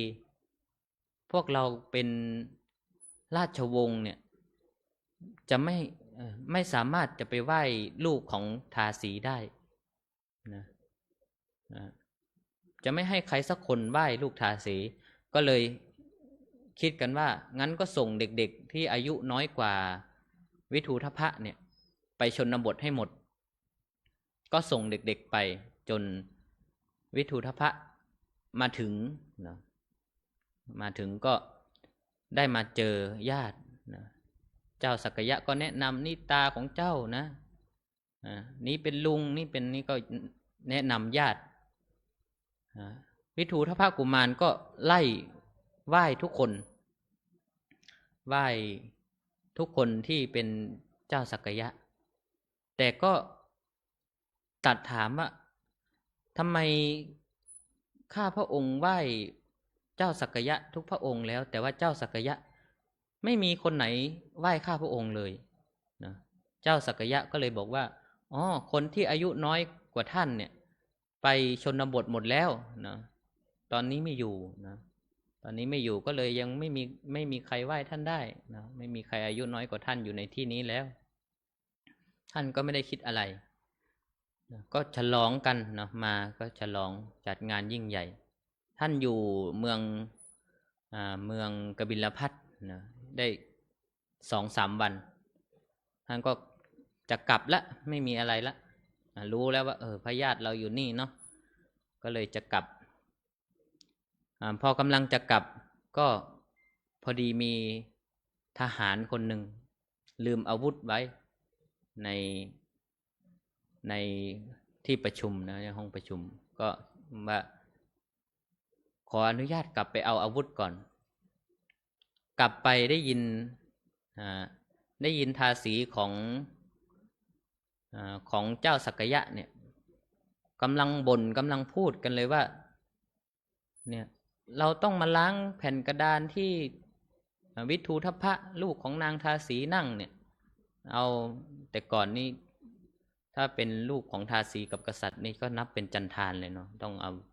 น้ำล้างด้วยน้ำนมน้ำเจือด้วยน้ำนมล้างทหารคนนั้นก็ฟังไม่ถนัดก็เลยเข้าไปถามว่าพูดอะไรกันทำอะไรกันนางก็เล่าเลยว่าเนี่ยล้างแผ่นกระดานที่กุมารวิทูทพะเนี่ยลูกของนางทาสมานั่งนะพอทหารรู้เรื่องว่าพระโอรสวิทูทพะเนี่ยเป็นลูกของนางทาสีก็เล่ากันในหมู่ทหารเล่ากันจนได้ยินถึงพระกุมารวิทูทพะนั่นก็คิดโกรธผูกอาฆาตนะว่าเดี๋ยวก่อนรอให้เราได้ครองราชย์ก่อนนะรอให้เราได้เป็นพระราชาก่อนนะล้างแผ่นกระดานที่เรานั่งด้วยน้ำนมใช่ไหมได้ถ้าเราเป็นกษัตริย์แล้วเราจะเอาเลือดคอเจ้าสักยะทุกคนนะมาล้างแผ่นกระดานที่เรานั่งพอไปถึงข่าวก็ไปถึงเมืองสาวัตถีแล้วไปถึงหูพระเจ้าประสิทธิโกศลพระเจ้าประสิทธิโกศลก็โกรธว่าทำไมเจ้าสักยะทำอย่างนี้นะทำไมส่งธิดาของทาสีมาให้เราก็โกรธก็เลยปลดตำแหน่งจากพระอัครมเหสีก็ปลดลงเหลือเป็นทาสนะปลดพระโอรสลงเหลือเป็นทาสปลดพระนางวาสภคติยาลงเป็นทาสีนะก็ริบเครื่องบรรณาการที่ให้ไปทั้งหมดให้ใช้ชีวิตเหมือนทาสเลยก็3 วันต่อมาพระผู้มีพระภาคเจ้าเนาะพระสัมมาสัมพุทธเจ้าก็เดินทางมายังราชวังนะพระเจ้าประสิทธิโกศลก็เข้าไปกราบทูลพระผู้มีพระภาคเจ้าว่าทำไมพระญาติของพระองค์ทำอย่างนี้นะส่งธิดาของนางทาสีมาให้ข้าพระองค์ได้ยังไงพระพุทธองค์ก็ตรัสว่าพวกเจ้าสักยะเนี่ยทำกรรมไม่สมควรนะทำสิ่งที่ไม่สมควรลงไปนะแต่พระองค์ก็ตรัสให้พระราชาสบายใจว่าโคตรของฝ่ายมารดาเนี่ยไม่สำคัญหรอกนะโคตรของฝ่ายบิดาสำคัญนะพอพระราชาได้ฟังพระราชาก็ทรงดำริไปว่านะพระพุทธองค์ตรัสอย่างนี้ก็คงจะจริงเนาะจริงก็เลยว่าไม่เป็นไรโคตรของมารดาไม่สำคัญแต่โคตรของบิดาสำคัญก็เลยอภิเษกนางวาสภคติยาเป็นอัครมเหสีเหมือนเดิมแล้วก็ให้พระกุมารวิทูทพะเป็นพระโอรสเหมือนเดิมก็ให้ของเครื่องบรรณาการทุกอย่างให้คืนพอให้คืนก็อยู่จน ที่จริงมันมีเรื่องระหว่างนี้นะคณะสัตยาญาติโยมนะเป็นเรื่องของพันธุระเสนาบดีนะแต่ถ้าเล่าไปจะนานเกินไปไหม คณะสัตยาญาติโยมอยากฟังไหมนะเรื่องของพันธุระนะมาขั้นในระหว่างนะจบตรงนี้นะแต่มาขั้นในระหว่างแล้วก็จะมีต่อไปอีกมาขั้นว่าพอพระราชาเนี่ยท่านได้รู้แล้วได้ฟังธรรมจากพระผู้มีพระภาคเจ้าแล้วท่านก็คืนเครื่องบรรณาการคืนตำแหน่งให้นะก็ตัดมาที่พันธุละเนาะตัดมาที่ท่านพันธุละเสนาบดีนะ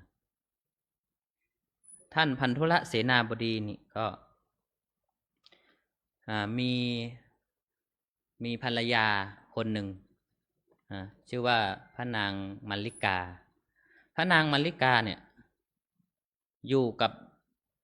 ท่านพันธุละมาก็ไม่ตั้งครรภ์สักทีเนาะอยู่ด้วยกันมานานก็ไม่ตั้งครรภ์จนท่านพันธุละบอกว่างั้นก็กลับบ้านเกิดเธอไปเถอะ กลับบ้านเกิดไปเถอะนะอยู่ด้วยกันก็ไม่ตั้งครรภ์แบบนี้นะพระนางมัลลิกาก็เลยคิดว่าโดนพันธุละไล่แล้วไปเข้าเฝ้าพระศาสดาแล้วกันก็ไปยังพระเชตวันไปกราบทูลพระสัมมาสัมพุทธเจ้านะพระองค์ก็ตรัสถามว่าเธอจะไปไหนนะพระนางมัลลิกาก็บอกว่าหม่อมฉันจะต้องกลับบ้านแล้วนะท่านพันธุละไล่แล้วนะบอกว่าอยู่ด้วยกันก็ไม่มีบุตรไม่มีลูกสักคนพระพุทธองค์ก็เลยตรัสว่าถ้าเป็นเรื่องนี้ไม่ต้องกลับหรอกนะกลับไปหาพันธุละนั่นแหละพอพระนางมัลลิกาได้ฟังก็ปลื้มใจว่าพระองค์พูดอย่างนี้ก็แปลว่าไม่ช้าไม่นานก็คงจะมีบุตรแล้วก็เลยกลับไปหาท่านพันธุละท่านพันธุละก็ถามว่าเธอกลับมาทำไมนะเธอกลับมาทำไมพระนางมัลลิกาก็ตรัสบอกว่าไปเข้าเฝ้าพระสัมมาสัมพุทธเจ้ามาพระองค์ตรัสว่าให้กลับมาท่านพันธุละก็ได้ยินคำว่าพระพุทธองค์ให้กลับมาก็คิดว่าพระพุทธองค์เนี่ยเป็นผู้อย่างรู้อนาคตนะพระนางมัลลิกาคงจะมีบุตรเป็นแน่ก็เลยให้กลับมานะให้กลับมาอยู่ก็อยู่มาจนพระนางมัลลิกาตั้งครรภ์นะตั้งครรภ์และแพ้ท้องนะแพ้ท้องก็อยากจะอาบน้ำนะอาบน้ำนี่ไม่แปลกนะคณะสัตยาอยากอาบน้ำนี่ไม่แปลกนะแปลกตรงที่น้ำที่จะอาบหรือน้ำที่จะกินเนี่ยแพ้ท้องแต่ว่าอยากจะกินน้ำแต่ต้องเป็นน้ำมงคลนะน้ำในสะโบกคลณีนะของเจ้าฤชวีนะน้ำในสะโบกคลณีซึ่งเจ้าฤชวีเนี่ยเอาน้ำในสะโบกคลณีเนี่ยเอาไว้จัดงานมงคลเท่านั้นนะเอาไว้อภิเษกตอนที่มีทายาทขึ้นเป็นพระราชาหรือว่าจัดงานมงคลนะเขากล่าวว่าน้ำสะโบกคลณีเนี่ยข้างบนนี่ขึงตะข่ายเหล็กไว้แม้แต่นกตัวเดียวก็ไม่ให้เข้าไปนะแต่ด้วยท่านพันธุละเนี่ยท่านอยากให้ภรรยาของท่านเนี่ยสมปรารถนาท่านก็ไม่กลัวอะไรทั้งนั้นเนาะท่านก็เอาธนูถือธนูมาอุ้มภรรยาขึ้นรถนะก็พาขับไปนะพาขับไปจนไปถึงเมืองที่เจ้าฤชวีอยู่นะเจ้าฤชวีก็คือศรัทธาจำได้ไหมเจ้าฤชวีนี่พระโอรสคนที่เท่าไหร่ที่ว่ามี3 พระองค์เป็นเพื่อนกันที่ไปศึกษาในเมืองตักกศิลาเนี่ยเจ้าฤชวีเป็นคนที่เท่าไหร่คณะศรัทธาจำได้ไหมนะ เกี่ยวข้องกันอ๋อมีคณะสันทาจำได้นะใช่เป็นพระโอรสองค์ที่สองนะเป็นของเจ้าฤาษี ที่ท่านแสดงศิลปะจนตาบอดนะท่านตาบอดเนี่ยเจ้าฤาษีก็ไม่ได้ทิ้งท่านนะก็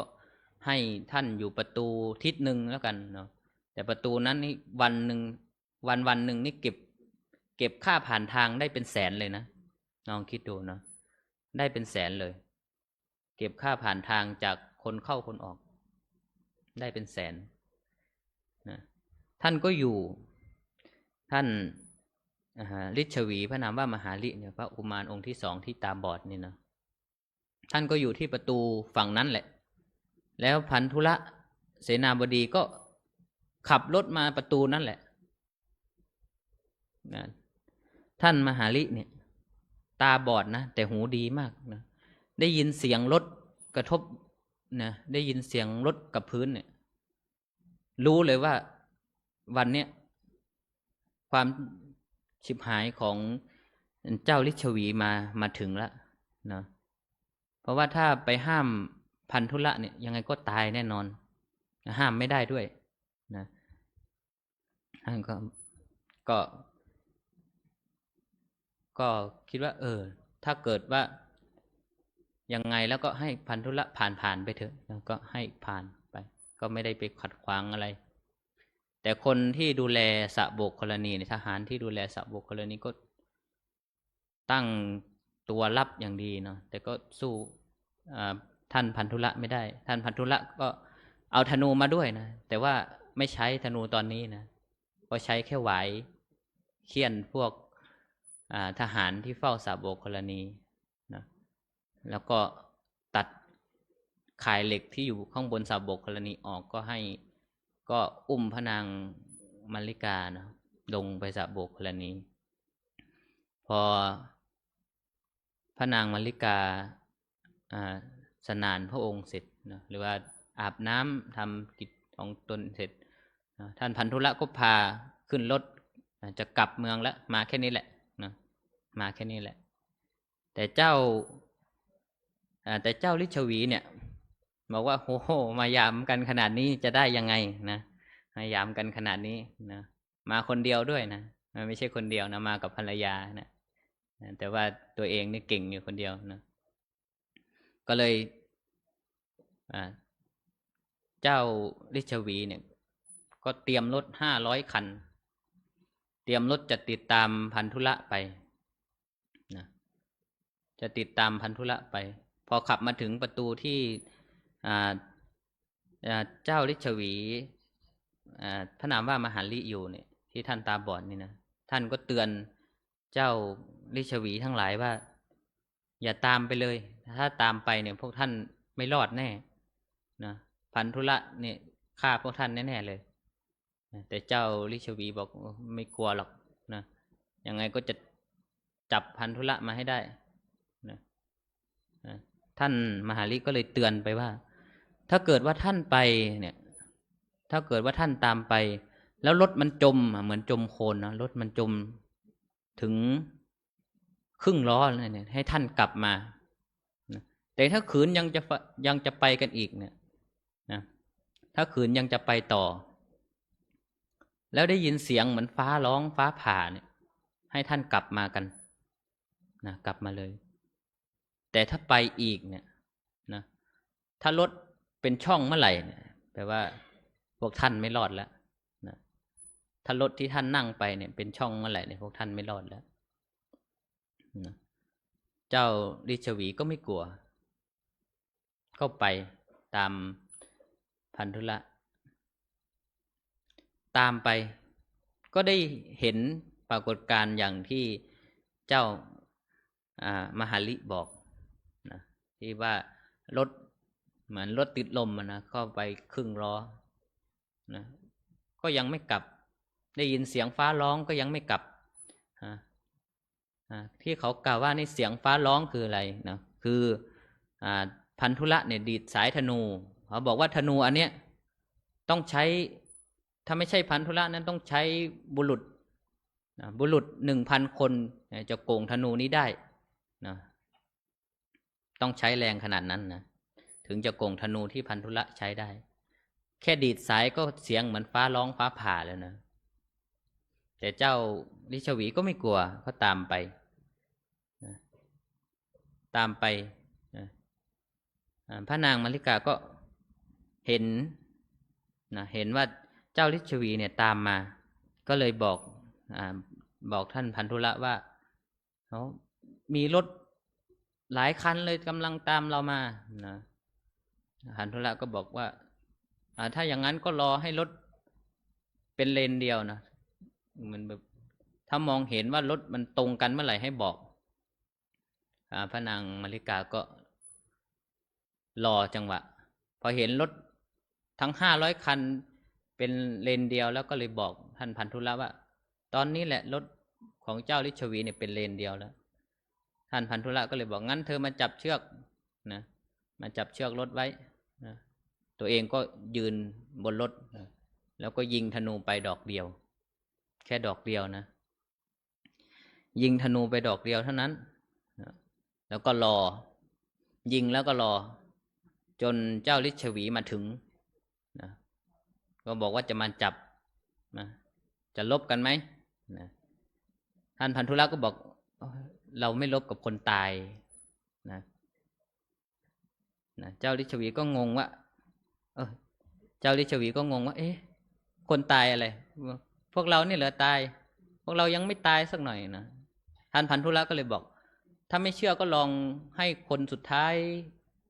เกวียนสุดท้ายถอดเกราะดูสินะเจ้าลิชวีก็เลยให้คนที่อยู่บนรถคันสุดท้ายถอดเกราะพอถอดปุ๊บตายเลยนะถอดเกราะปุ๊บตายเลยนะพันธุละก็เลยบอกนั่นแหละพวกท่านทุกคนก็เป็นอย่างนั้นแหละนะถ้าถอดเกราะก็ตายเลยเก่งมากยิงธนูดอกเดียวทะลุรถ500 คันกับคนอีก500 คนนะเจ้าลิชวีก็เลยคิดว่าคงจะเป็นจริงอย่างนั้นแหละแต่ก่อนจะกลับเนี่ยพันธุละพูดใส่ไปก่อนว่านะกลับไปเถอะถ้าพูดภาษาชาวบ้านก็กลับไปจัดงานศพให้ตัวเองเถอะนะกลับไปจัดงานศพให้ตัวเองนะแต่ก่อนที่จะถอดเกราะเนี่ยอย่าลืมสอนลูกเมียด้วยนะอย่าลืมสอนลูกเมียให้เป็นคนดีด้วยนะอะไรประมาณนี้เนาะนะก่อนที่จะจากกันก็ไปนะพออยู่มาวันหนึ่งเนี่ยนะท่านพันธุละเสนาบดีเนี่ยนะก็ภรรยาของท่านก็คลอดลูกแฝดถึง16 ครั้งนะคลอดลูกแฝด16 ครั้ง16 ครั้งก็คือ32 คนนะพระโอรสก็เก่งเหมือนพ่อเลยนะพระโอรส32 คนก็เก่งเหมือนพ่อเลยเก่งมากนะก็อยู่มาวันหนึ่งท่านพันธุละก็เดินอยู่ในเมืองก็ได้ยินเสียงคนร้องห่มร้องไห้เนาะว่าแพ้คดีเนาะแพ้คดีจากอมาตย์แต่ก่อนเขาจะเป็นวินิจฉัยว่าคดีนี้ใครผิดถ้าเป็นคดีใหญ่ๆเนาะเป็นการลักของลักทรัพย์เขาจะให้เป็นอมาตย์วินิจฉัยว่าเรื่องนี้ใครผิดเรื่องนี้ใครถูกนะคนก็ร้องไห้ว่าทำไมพวกอมาตย์เนี่ยพวกอมาตย์วินิจฉัยเนี่ยวินิจฉัยมั่วมากวินิจฉัยผิดไปหมดท่านพันธุละก็เลยไปลองดูซิลองไปฟังก็เลยให้เล่าเรื่องมาพอเล่าเรื่องท่านพันธุละก็เลยบอกว่าคนเนี้ยเป็นเจ้าของนะคนเนี้ยถูกคนนี้ผิดพอประชาชนได้ฟังอย่างนั้นก็สาธุการว่าท่านพันธุละเนี่ยเป็นคนดีสาธุการเสียงดังนะสาธุการอย่างคณะสัทธาญาติโยมนะหลังจบปาฐกถาสัทธาญาติโยมก็สาธุการดังๆเนาะดังจนได้ยินถึงพระราชาที่พระราชวังนะพระองค์ก็ตัดถามเลยว่ามันเกิดอะไรขึ้นนะราชบุรุษก็ตอบว่าเห็นว่าท่านพันธุละเนี่ย แก้คดีให้ประชาชนจากคนถูกก็เป็นถูกนะคนผิดก็เป็นผิด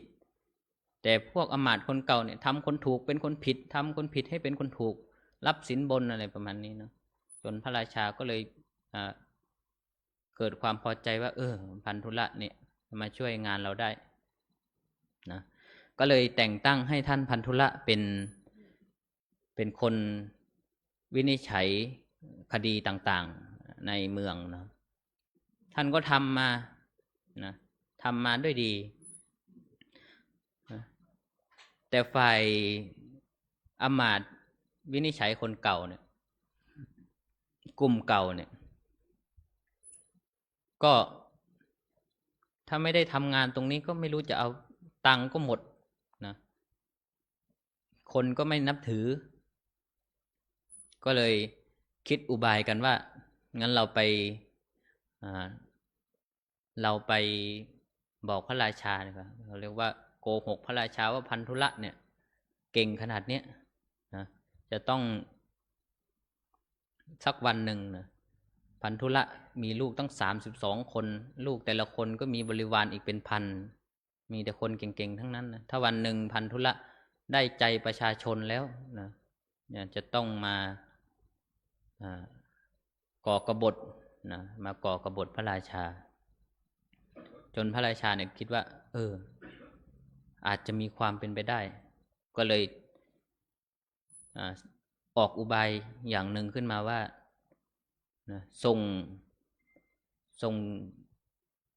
ราชบุรุษเนี่ยไปก่อกวนประจันตประเทศก็คือชายแดนส่งไปก่อกวนชายแดนแล้วก็ตัดเรียกพันธุละมาตัดมาว่าพันธุละเจ้าจงไปปราบกบฏชายแดนเอาลูกไปด้วยนะแล้วเราจะให้ทหารรักษาพระองค์ไปด้วยนะพันธุละก็ไม่ได้คิดอะไรก็ไปนะซึ่งโจรที่ทำกบฏโจรที่ทำประจันตประเทศเนี่ยหรือว่าชายแดนให้วุ่นวายพอรู้ว่าท่านพันธุละกำลังมาก็แยกย้ายกันไปหมดจนท่านไปท่านก็ไม่เห็นว่าไม่เห็นว่าชนบทมันจะวุ่นวายตรงไหนก็เลยมันไม่วุ่นวายแล้วก็จะกลับมาใกล้จะถึงเมืองแล้วพระราชบุรุษที่พระราชาส่งไปด้วยเนี่ยเป็นทหารชั้นผู้ใหญ่เลยเก่งมีฝีมือด้วยที่พันธุละกับลูกๆเนี่ยไม่ได้ตั้งตัวไม่ได้เตรียมตัวเพราะว่าคิดว่าคงจะไม่มีอะไรแล้วใกล้จะถึงเมืองแล้วระหว่างนั้นก็เลยโดนตัดคอเลยนะโดนตัดคอทั้งพ่อทั้งลูก32 คนกับพ่ออีกก็โดนตัดคอนะโดนตัดคอในวันนั้นนะวันนั้นแหละพระนางมัลลิกาก็กำลังถวายภัตตาหารแก่พระอัครสาวก2 รูปนะพระโมคคัลลานะกับพระสารีบุตรอยู่ถวายอยู่ก็มีคนเอาข่าวสารมาบอกเอาจดหมายมาให้พระนางอ่านแล้วก็ไม่ได้กระโตกกระตากไม่ได้เสียใจไม่ได้อะไรสักอย่างก็เก็บจดหมายนั้นไว้ก็เลยมีทาสีคนหนึ่งนะถือถาดเนยใสมาอังคาดพระภิกษุ500 รูปกับพระโมคคัลลานะกับพระสารีบุตรมาอังคาดแต่ว่าสะดุดทำถาดพัดตกแตกนะพระสารีบุตรท่านก็เลยตัดกับพระนางวัสสภคติยาว่าพระนางมัลลิกาว่าธรรมดาของมันก็ต้องมีแตกไปเป็นธรรมดาแบบนั้นว่าอย่าไปคิดอะไรกับของพวกนั้นเลยแตกไปก็แตกไปแล้วนะเอาคืนกลับมาไม่ได้แล้วพระนางมัลลิกาก็เลยเอาจดหมายออกมาให้ท่านพระสารีบุตรดูว่านี่มีคนส่งจดหมายมาให้หม่อมฉันว่าลูกกับผัวโดนตัดหัวไปแล้วโดนโจรตัดหัวไปแล้วขนาดนี้หม่อมฉันยังไม่ได้คิดอะไรเลยแค่ถาดพัดตกนี่หม่อมฉันจะคิดทำไมนะพระ สารีบุตรก็เลยพระสารีบุตรก็เลยตรัสกับนางตรัสกับพระนางมาริกาว่าชีวิตของสัตว์ทั้งหลายในโลกนี้ไม่มีนิมิตใครก็รู้ไม่ได้ทั้งฝืดเคืองทั้งน้อยและชีวิตนั้นซ้ำประกอบด้วยทุกข์ท่านก็ตัดธรรมะให้พระนางวาสภคติพระนางมาริกาฟังพออังคาดพระภิกษุเสร็จพระภิกษุกลับไปแล้วพระนางมาริกาก็เรียกหญิงสะใภ้ทั้ง32 คนมาสอนว่าอย่าไปผูกอาฆาตเลยเนาะแฟนของพวกเจ้าเนี่ยไม่ผิดนะสามีของเราก็ไม่ผิดนะแล้วก็ไม่ต้องไปผูกอาฆาตไม่ต้องไปแค้นพระราชานะแต่คนนะเขาเรียกว่าราชบุรุษของพระราชาก็มีอยู่แถวนั้นแหละนะแอบฟังอยู่แถวนั้นได้ยินก็เลยไปทูลพระราชาว่าขนาดนี้พระนางมาริกายังไม่ถือโทษโกรธท่านเลยนะทั้งที่รู้ว่ารู้อยู่แก่ใจว่าพระองค์เป็นคนสั่งฆ่านะก็ไม่โกรธยังสอนหญิงสะใภ้อีกว่าไม่ต้องไปผูกโกรธผูกแค้นผูกอาฆาตกับพระราชาพระราชาก็เลยทรงดำริว่าหรือว่าที่จริงแล้วพันธุละเนี่ยไม่ได้ผิดหรอกนะพระองค์นึกได้อย่างนั้นพระองค์ก็เลยคิดว่าเราเนี่ยต้องไปขอโทษนะไปขอโทษพระนางมาริกาพระองค์ก็เลยเสด็จไปยังเรือนของพระนางมาริกาไปพระนางมาริกาก็ต้อนรับพระองค์อย่างดีนะพระองค์ก็บอกว่าเรามาขอโทษเธอเนาะพระนางมาริกาก็ยกโทษให้พระราชาก็เลยบอกยกโทษอย่างเดียวไม่ได้แล้วเราจะให้พรเธอด้วยให้พรในที่นี้นะก็หมายถึงว่าอยากได้อะไรก็ขอมาเดี๋ยวเราจะให้พระนางก็เลยบอกว่าเดี๋ยวหม่อมฉันทำบุญให้คนตายเสร็จแล้วเดี๋ยวหม่อมฉันจะไปหาพระองค์จะไปเข้าเฝ้าพระองค์ที่พระราชวังก็ถวายทานนะให้ลูกกับผัวเสร็จแล้วก็อาบน้ำแต่งตัวไปเข้าเฝ้าพระราชาก็ถามว่าเธออยากได้อะไรนะเธออยากได้อะไรพระนางมาริกาก็บอกว่าไม่ได้อยากได้อะไรเลยไม่มีความอยากได้แต่ขออยากให้พระองค์ประทานอย่างเดียวก็คือขอให้พวกหม่อมฉันเนี่ยกลับไปบ้านเกิดเถอะพระราชาก็เลยบอกถ้าอยากไปก็ไปอยากกลับก็กลับนะแต่ว่าไม่เอาอะไรจริงๆใช่ไหมไม่เอาแต่พระราชาเนี่ยก็รู้สึกผิดก็เลยให้ตำแหน่งหลานของท่านพันธุละนะชื่อว่าทีฆะกัลยนะให้ตำแหน่งเป็นเสนาบดีนะพระราชทานตำแหน่งให้นะท่านหลานของท่านพันธุละเนี่ยท่านทีฆะกัลยนะเนี่ยก็โกรธพระราชาอยู่ว่าลุงของเราเนี่ยไม่ผิดนะมาฆ่าลุงของเราเดี๋ยวเราจะหาทางแก้แค้นพระราชานี้ก็พอดีอยู่มาวันหนึ่งพระราชาก็ไปเฝ้าพระผู้มีพระภาคเจ้าก่อนจะเข้าไปเฝ้าพระผู้มีพระภาคเจ้าเนี่ยพระราชาต้องเข้าไปองค์เดียวถอดเครื่องราชหมดเข้าไปตัวเปล่าไปสนทนาธรรมกับพระผู้มีพระภาคเจ้าพอกลับออกมาก็ไม่เห็นใครแล้วเห็นม้าตัวหนึ่งกับนางทาสีคนหนึ่งก็เลยถามนางทาสีว่าบริวารของเรากับรถม้าอะไรหายไปไหนหมดก็ทรงทราบว่าทีฆะกัลยนะเนี่ยพาบริวารไปหมดละ เหลือไว้แต่หม่อมฉันกับม้าตัวหนึ่งนี่แหละนะพระองค์ก็โกรธขึ้นว่า เดี๋ยวเราจะนะไปเมืองราชคฤห์นะไปพาหลานไปจับทีฆะกัลยนะกับพันธุกับวิทูทพะจะไปจับทีฆะกัลยนะเนี่ยก็ไปแล้วก็อภิเษกก็คือจัดงานให้วิทูทพะเนี่ยครองราชย์เป็นพระราชาเลยนะตัดมาที่พระราชาท่านก็ไปเมืองราชคฤห์แต่ไปไม่ทันประตูปิดนะด้วยความที่ท่านเป็นพระราชาเนาะก็ขี่ม้าไปตากแดดตากลมจนเหนื่อยแล้วก็ไม่ได้เข้าเมืองอีกต้องมานอนข้างนอกท่านก็สิ้นพระชนม์นะสิ้นพระชนม์จนคนตื่นเช้ามาคนก็ได้ยินเสียงทาสีของท่านร้องก็เลยมาถามว่าเป็นอะไรก็เลยเล่าเรื่องให้ฟังว่านี่พระราชาพระเจ้าโกศลในสวรรคตหลานก็เลยโกรธหลานก็เลยโกรธ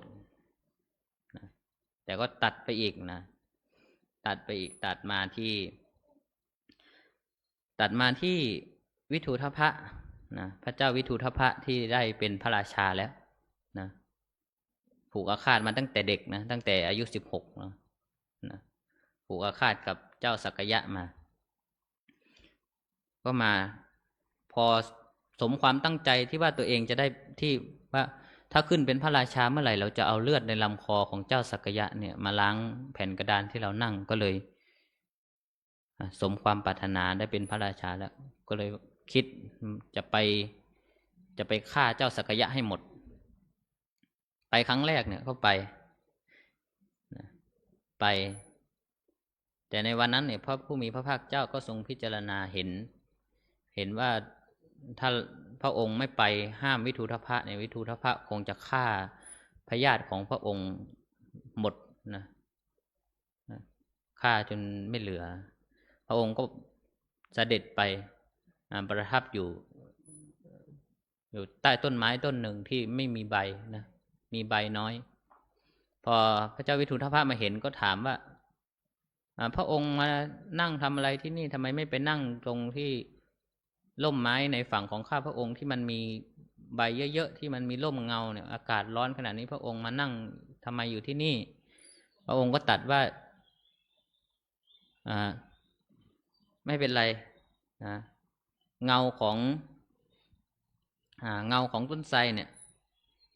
ยังไม่เย็นเท่าเงาของญาติ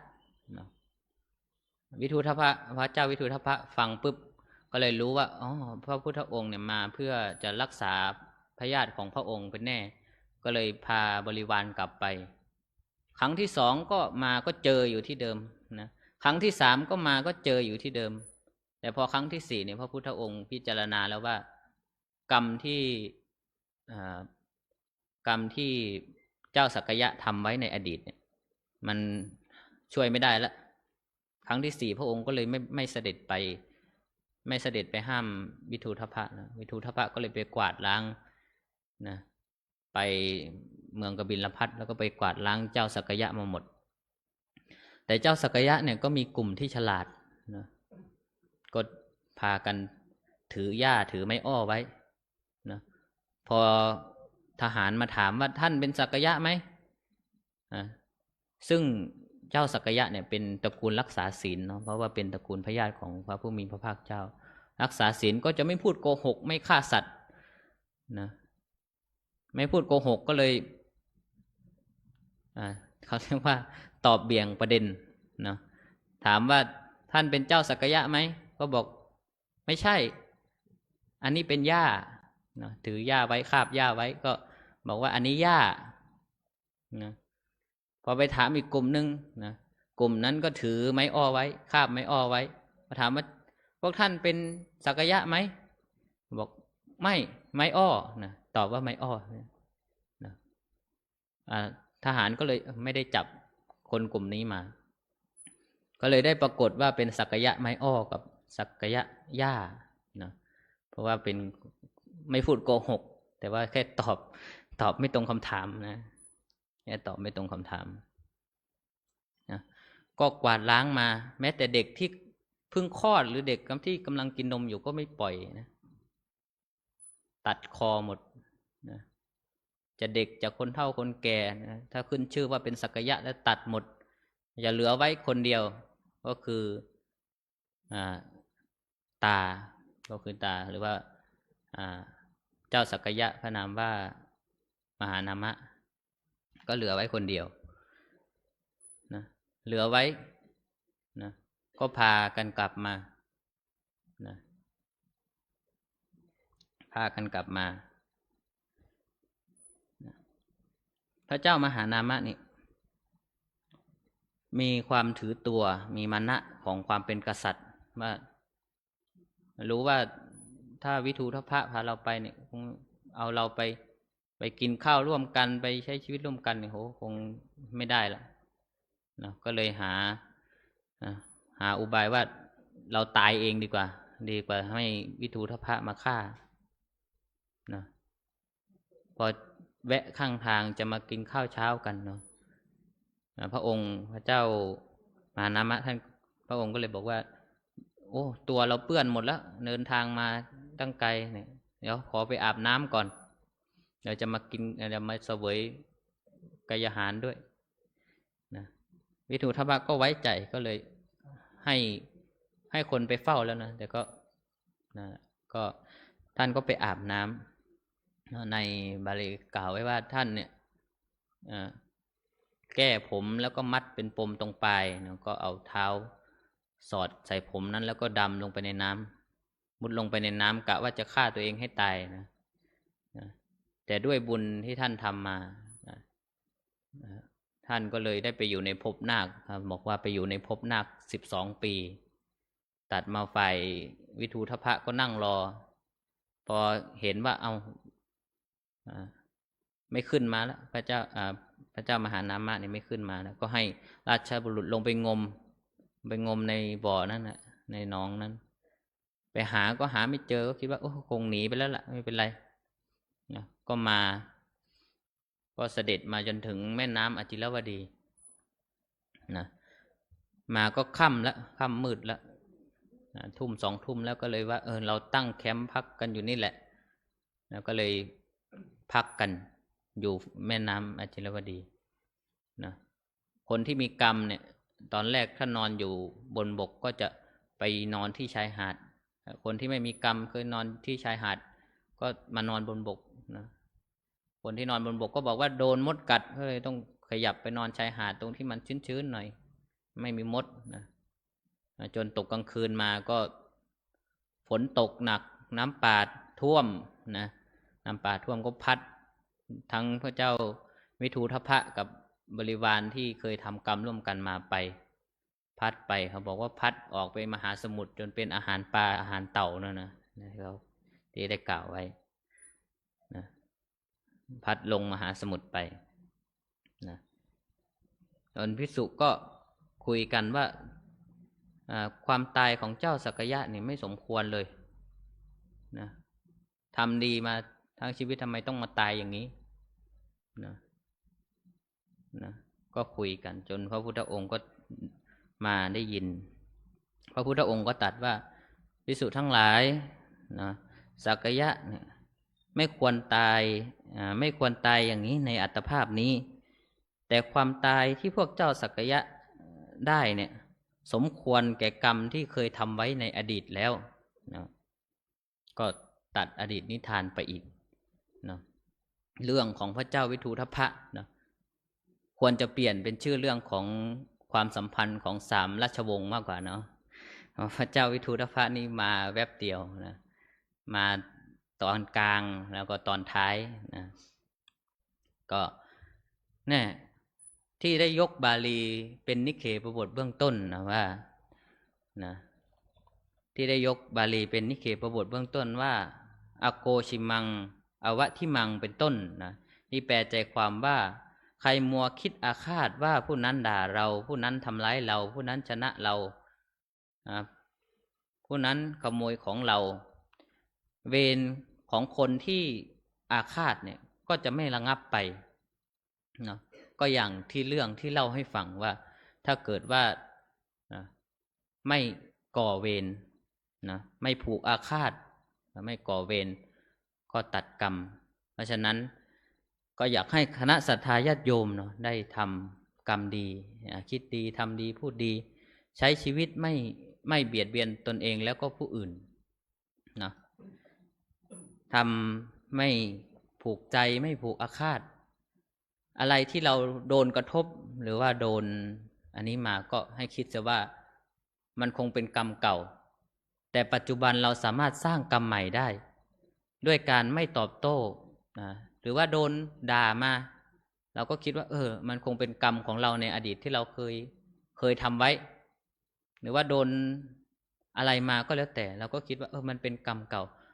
ปัจจุบันเราจะสร้างกรรมดีเราก็อย่าไปคิดอาฆาตอย่าไปผูกอาฆาตอย่าไปก่อเวรเราจะตัดกรรมตั้งแต่ชาตินี้ตั้งแต่ปัจจุบันนี้นะเราจะตัดกรรมด้วยการ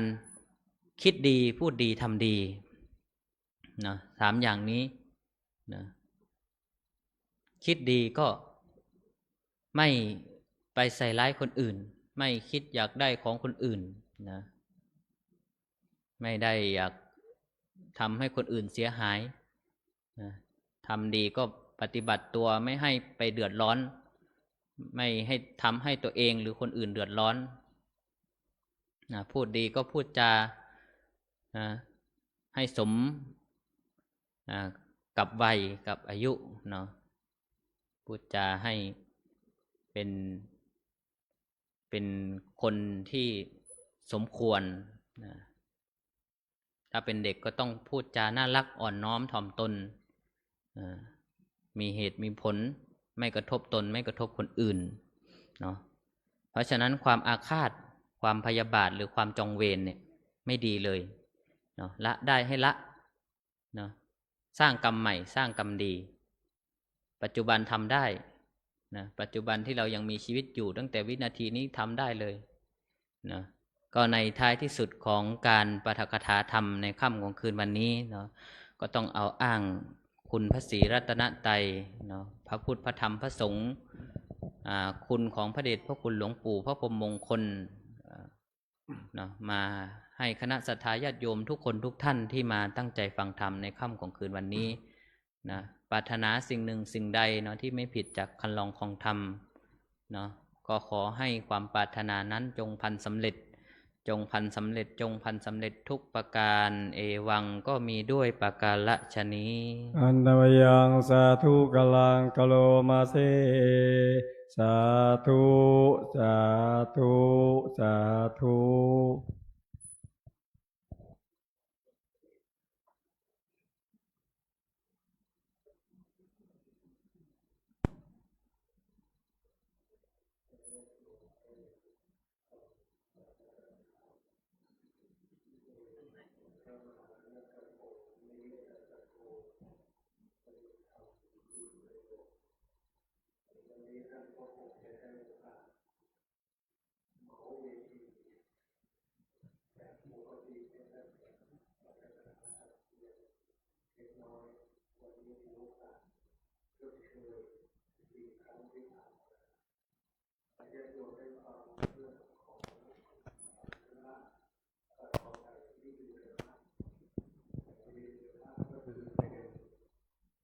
ลูกของ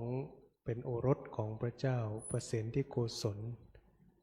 ได้ฆ่าล้างตระกูลของพระพุทธเจ้าเกือบหมดยกเว้นผู้ที่อยู่ในการดูแลของพระเจ้ามหานามะอันนี้ก็เป็นเรื่องราวหนึ่งที่เป็นการกระทบกระทั่งกันในสมัยพุทธกาลบางอย่างพระพุทธเจ้าก็ไม่สามารถที่จะฝืนกรรมได้ญาติโยมได้ฟังเรื่องราวมาก็ชั่วโมงกว่าก็ขออนุโมทนากับท่านพระมหาณัฐพงศ์ นิวิทสัทโธที่ได้ปาฐกถาธรรมในค่ำคืนนี้และขออำนวยอวยพรให้เรียนเชิญญาติโยมสาธุชนทุกท่านได้ตั้งกัลยาณจิตอนุโมทนาขอบคุณท่านพระมหาที่ได้ให้ธรรมะเป็นทาน จงเป็นพลวะเป็นปัจจัยให้ท่านได้เจริญงอกงามไพบูรณ์ในร่มเงาแห่งพระพุทธศาสนาและขอพลานิสงฆ์ที่ญาติโยมได้ตั้งอกตั้งใจประพฤติปฏิบัติดีแล้วได้ตั้งใจฟังธรรมจงเป็นพลวะเป็นปัจจัยให้ญาติโยมทุกท่านมีความสุขในธรรมเป็นนิจมีดวงจิตสถิตมั่นอยู่ในสัจธรรมนำตนของตนให้พ้นทุกข์ประสบสุขอันไพบูรณ์กล่าวคือมรรคผลนิพพานทุกท่านเทินสาธุสาธุสาธุ อาจารย์ธนวัฒน์ท่านมหาธนวัฒน์ท่านสรุปให้ฟังละดูเหมือนว่าจะเป็นหวัดเสียงไม่ค่อยดีประเคนท่านมหาวันนี้ญาติโยมได้ฟังชดเชยชั่วโมงกว่า อาตมาก็ฟังอยู่ท่านมหาก็สรุปได้ดีแล้วก็ท่านมหาไอซ์พูดถึงตระกูลเนี่ยแรกๆนี่ตระกูลที่ไม่ควรจะเข้าไปตามลักษณะพุทธโอวาท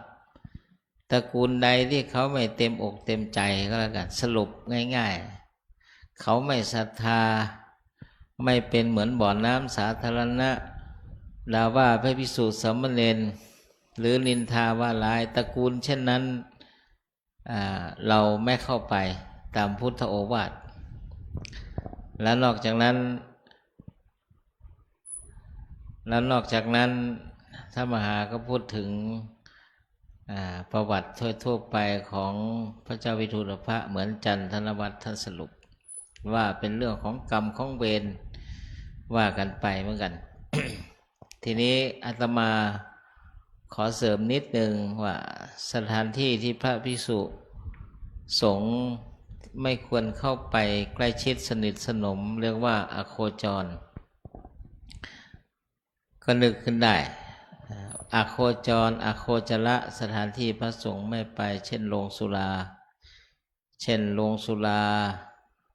ที่เขาค้าขายเครื่องมึนเมาเป็นคาเฟ่เป็นโอเกะเป็นอะไรสมัยนี้นะโรงสุราแล้วก็หลายอย่างเช่นหญิงม่ายเนี่ยนะสตรีม่ายเนี่ยนะพระพุทธองค์ไม่ได้ระบุท่านพระพุทธองค์ตรัสว่า หญิงม่ายแล้วก็เป็นอาโคจรไม่ควรชิดสนิทสนมโรงสุราสถานบันเทิงหญิงแพทย์สยาภาษาบาลีนี่ต้องเวสิยาเลยท่านมหารู้แพทย์สยาหญิงบริการนี่อย่าไปใกล้ชิดสนิทสนมจะเป็นอันตรายต่อพรหมจรรย์แล้วนอกจากนั้นพูดถึงบันดาคำว่าบันดาเนี่ยมันกว้างมีหลายชนิดบางประเภทนี้พระพุทธองค์ไม่ทรงอนุญาตให้บวชเลยเช่นที่มีพฤติกรรมพฤติการทางด้าน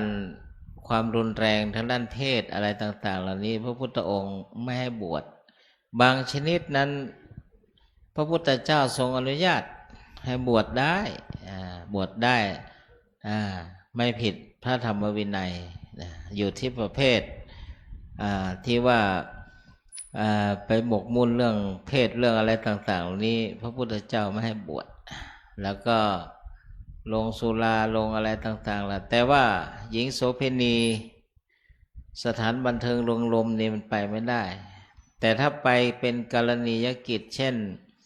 พระสงฆ์ไป5 รูป7 รูป9 รูปเขานิมนต์ตอนเปิดร้านใหม่ๆอย่างนี้นะพอได้อาตมาก็ไปเหมือนกันแหละแต่ยังไม่เคยไปเขายังไม่นิมนต์ถ้าเขานิมนต์เป็นคณะ5 7 9อย่างเงี้ยนะแม่หญิงเป็นกรณียกิจเบื้องต้นนี่ไปได้แต่หลังจากนั้นไปไม่เหมาะเช่นโรงสุราอย่างเงี้ยโรงสุราสถานบันเทิงและอะไรอย่างเงี้ยพระสงฆ์ไปใกล้ชิดสนิทสนมเข้าไปไม่ได้นะไม่ได้แต่ว่าข้อยกเว้นบางอย่างนี่เวลาพระสงฆ์ศาสนกิจเดินทางไปพักตามรีสอร์ทเป็นคณะอย่างนี้ก็อนุโลมได้ ไปศาสนกิจไปเป็นคณะแวะพักข้างทางบางทีวัดก็ไม่สะดวก ขออภัยวัดบางแห่งก็จำกัดสถานที่พักก็ไม่เอาสะดวกเอาซะเลยมีหลวงตาแก่ๆรูปหนึ่งหรือไม่มีคนดูแลท่านคณะสงฆ์ท่านจะไปพักเช่นพักรีสอร์ทสถานที่เป็นสัพพยะเป็นคณะเป็นเรื่องเป็นราวนี่ก็น่าอนุโลมอยู่จะไม่ใช่ว่าว่างๆแล้วอยากจะไปปิกนิกรีแลกซ์จะไปนอนโรงแรมอย่างนี้เนี่ยไม่ได้เหมือนกันนะยกเว้นกรณียกิจที่สำคัญอย่างช่วงเข้าพรรษาเนี่ยไปไหนไม่เกิน7 วันไปแล้วก็ต้องสัตหะไปได้ไม่เกิน7 วันแล้วก็ต้องกลับมาเนี่ยหรือแม้กระทั่งว่าวันนี้เราจะพระสงฆ์เลยจะออกตี 4เพราะว่าไปขึ้นเครื่องบินอย่างเงี้ยต้องสัตหะไปนะสัตหะกรณียังไม่กิจจังอธิสัตถพันตเรนิวัตติสามิอย่างนี้เป็นต้นนะจะกลับภายใน7 วันเนี่ยเพราะอรุณมันยังไม่ขึ้นต้องสัตหะไว้เพราะว่าถ้าออกไปนี่ก่อน6 โมงเนี่ยอรุณมันยังไม่ขึ้นนับเป็นวิกาลนับเป็นราตรีนั้นพระสงฆ์ไม่รู้เรื่องนี่ถือว่าชินทวัสโสคือขาดพรรษาไม่มีสิทธิในการ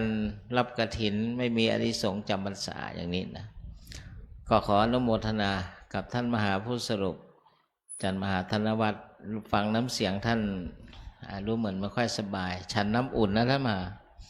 ฉันน้ำอุ่นแล้วเนี่ยใช้น้ำเสียงเยอะอาจารย์เบนเนี่ยนะ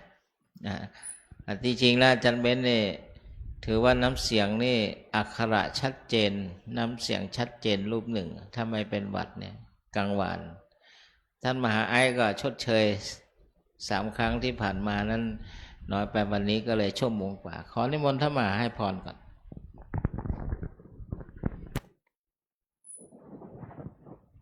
คณะสัตยาติโยมรับพรนะยะถาวาลิวหาปุลาปาลิปุเรนติสาคลังเอวะเมวะอิโตทินังเปตานังอุปกปปติอิจิตังปฏิตังตุมหังคิปะเมวะสมิจฉตุสัพเพปุเรนตุสังขปาจันโทปนรสโสยะถามณิโชติรสโสยะถาสัพพิติโยวิวัชชันตุสัพพะโลกโควินาศตุมาเตภวัตวันตรายโยสุขีทีขายุโกภวะอภิวาทนาสีลิสนิจจังวุธาปัจจายโนจัตตาโลธรรมาวัฏันติอายุวันโนสุขังภะลัง สาธุสาธุสาธุ ไม่มีใครรับเสียงท่านมหาเพราะว่าให้ท่านมหาให้พรรูปเดียวต่อไปพวกเราพระสงฆ์สามเณรจะยกให้พรน้ำปันนาอีกทีสัพพะโรคาเวเนโมโตสัพพสัตตาภวาสิโตสัพพเวเตกันโตเนปุโตจตุวังภวสัพพิติโยเววัชชันตุสัพพะโรโควินาศตุมาวัฏันตรายโยสุเขทิคายุโกภวะอภิวาทนาสิลิสเนวัฏฐาปัจจายโนจัตตารโอธรรมวัฏันติอายุวันโนสุขังภะลัง สาธุสาธุสาธุ ท่านมหานิมนต์นำเข้าตอกดอกไม้เครื่องสักการะในมือ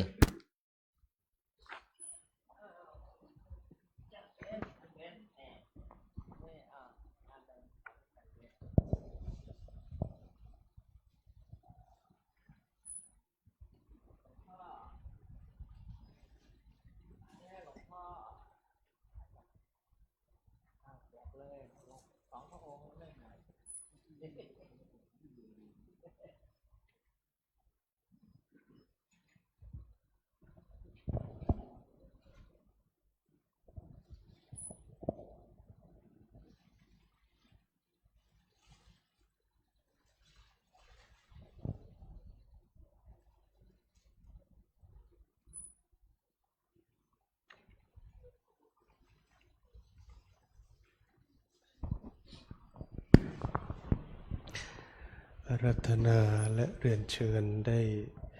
กล่าวคำบูชาเครื่องสักการะยะมัมหะโข ยามามหะโข มะยัง มายัง ภะคะวันตัง ภคะวันตัง สรณังคตา สารนังคตา เราเป็นผู้ถึง เราเป็นผู้ถึง พระผู้มีพระภาคเจ้า พระผู้มีพระภาคเจ้า พระองค์ใด พระองค์ใด ว่าเป็นสรณะ ว่าเป็นสรณะ โยโนภควาสถา โยโนภควาสถา พระผู้มีพระภาคเจ้า พระผู้มีพระภาคเจ้า พระองค์ใด พระองค์ใด เป็นศาสดาของเรา เป็นศาสดาของเรา ยัสสจะมะยัง ยัสสจามะยัง ภควโตธัมมัง ภควโตธัมมัง โรเจมะ โรเจมะ และเราชอบใจ และเราชอบใจ ธรรมของพระผู้มีพระภาคเจ้า ธรรมของพระผู้มีพระภาคเจ้า พระองค์ใด พระองค์ใด อิเมหิ อิเมหิ สการเรหิ สการเรหิ ตังภควันตัง ตังภควันตัง สะธัมมัง สะธัมมัง สะสังขัง สะสังฆัง อภิปูชยามะ อภิปูชยามะ เราตั้งใจบูชา เราตั้งใจบูชา พระผู้มีพระภาคเจ้า พระผู้มีพระภาคเจ้า พระองค์นั้น พระองค์นั้น พร้อมทั้งพระธรรม พร้อมทั้งพระธรรม พร้อมทั้งพระสงฆ์ พร้อมทั้งพระสงฆ์ ด้วยเครื่องสักการะ ด้วยเครื่องสักการะ ทั้งหลายเหล่านี้ ทั้งหลายเหล่านี้ อิมินาสการเรนะตังพุทธังอภิปูชยามะอิมินาสการเรนะตังธัมมังอภิปูชยามะอิมินาสการเรนะตังสังฆังอภิปูชยามะอะระหังสัมมาสัมพุทโธภวา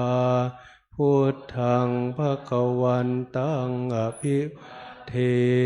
มิ สวากขา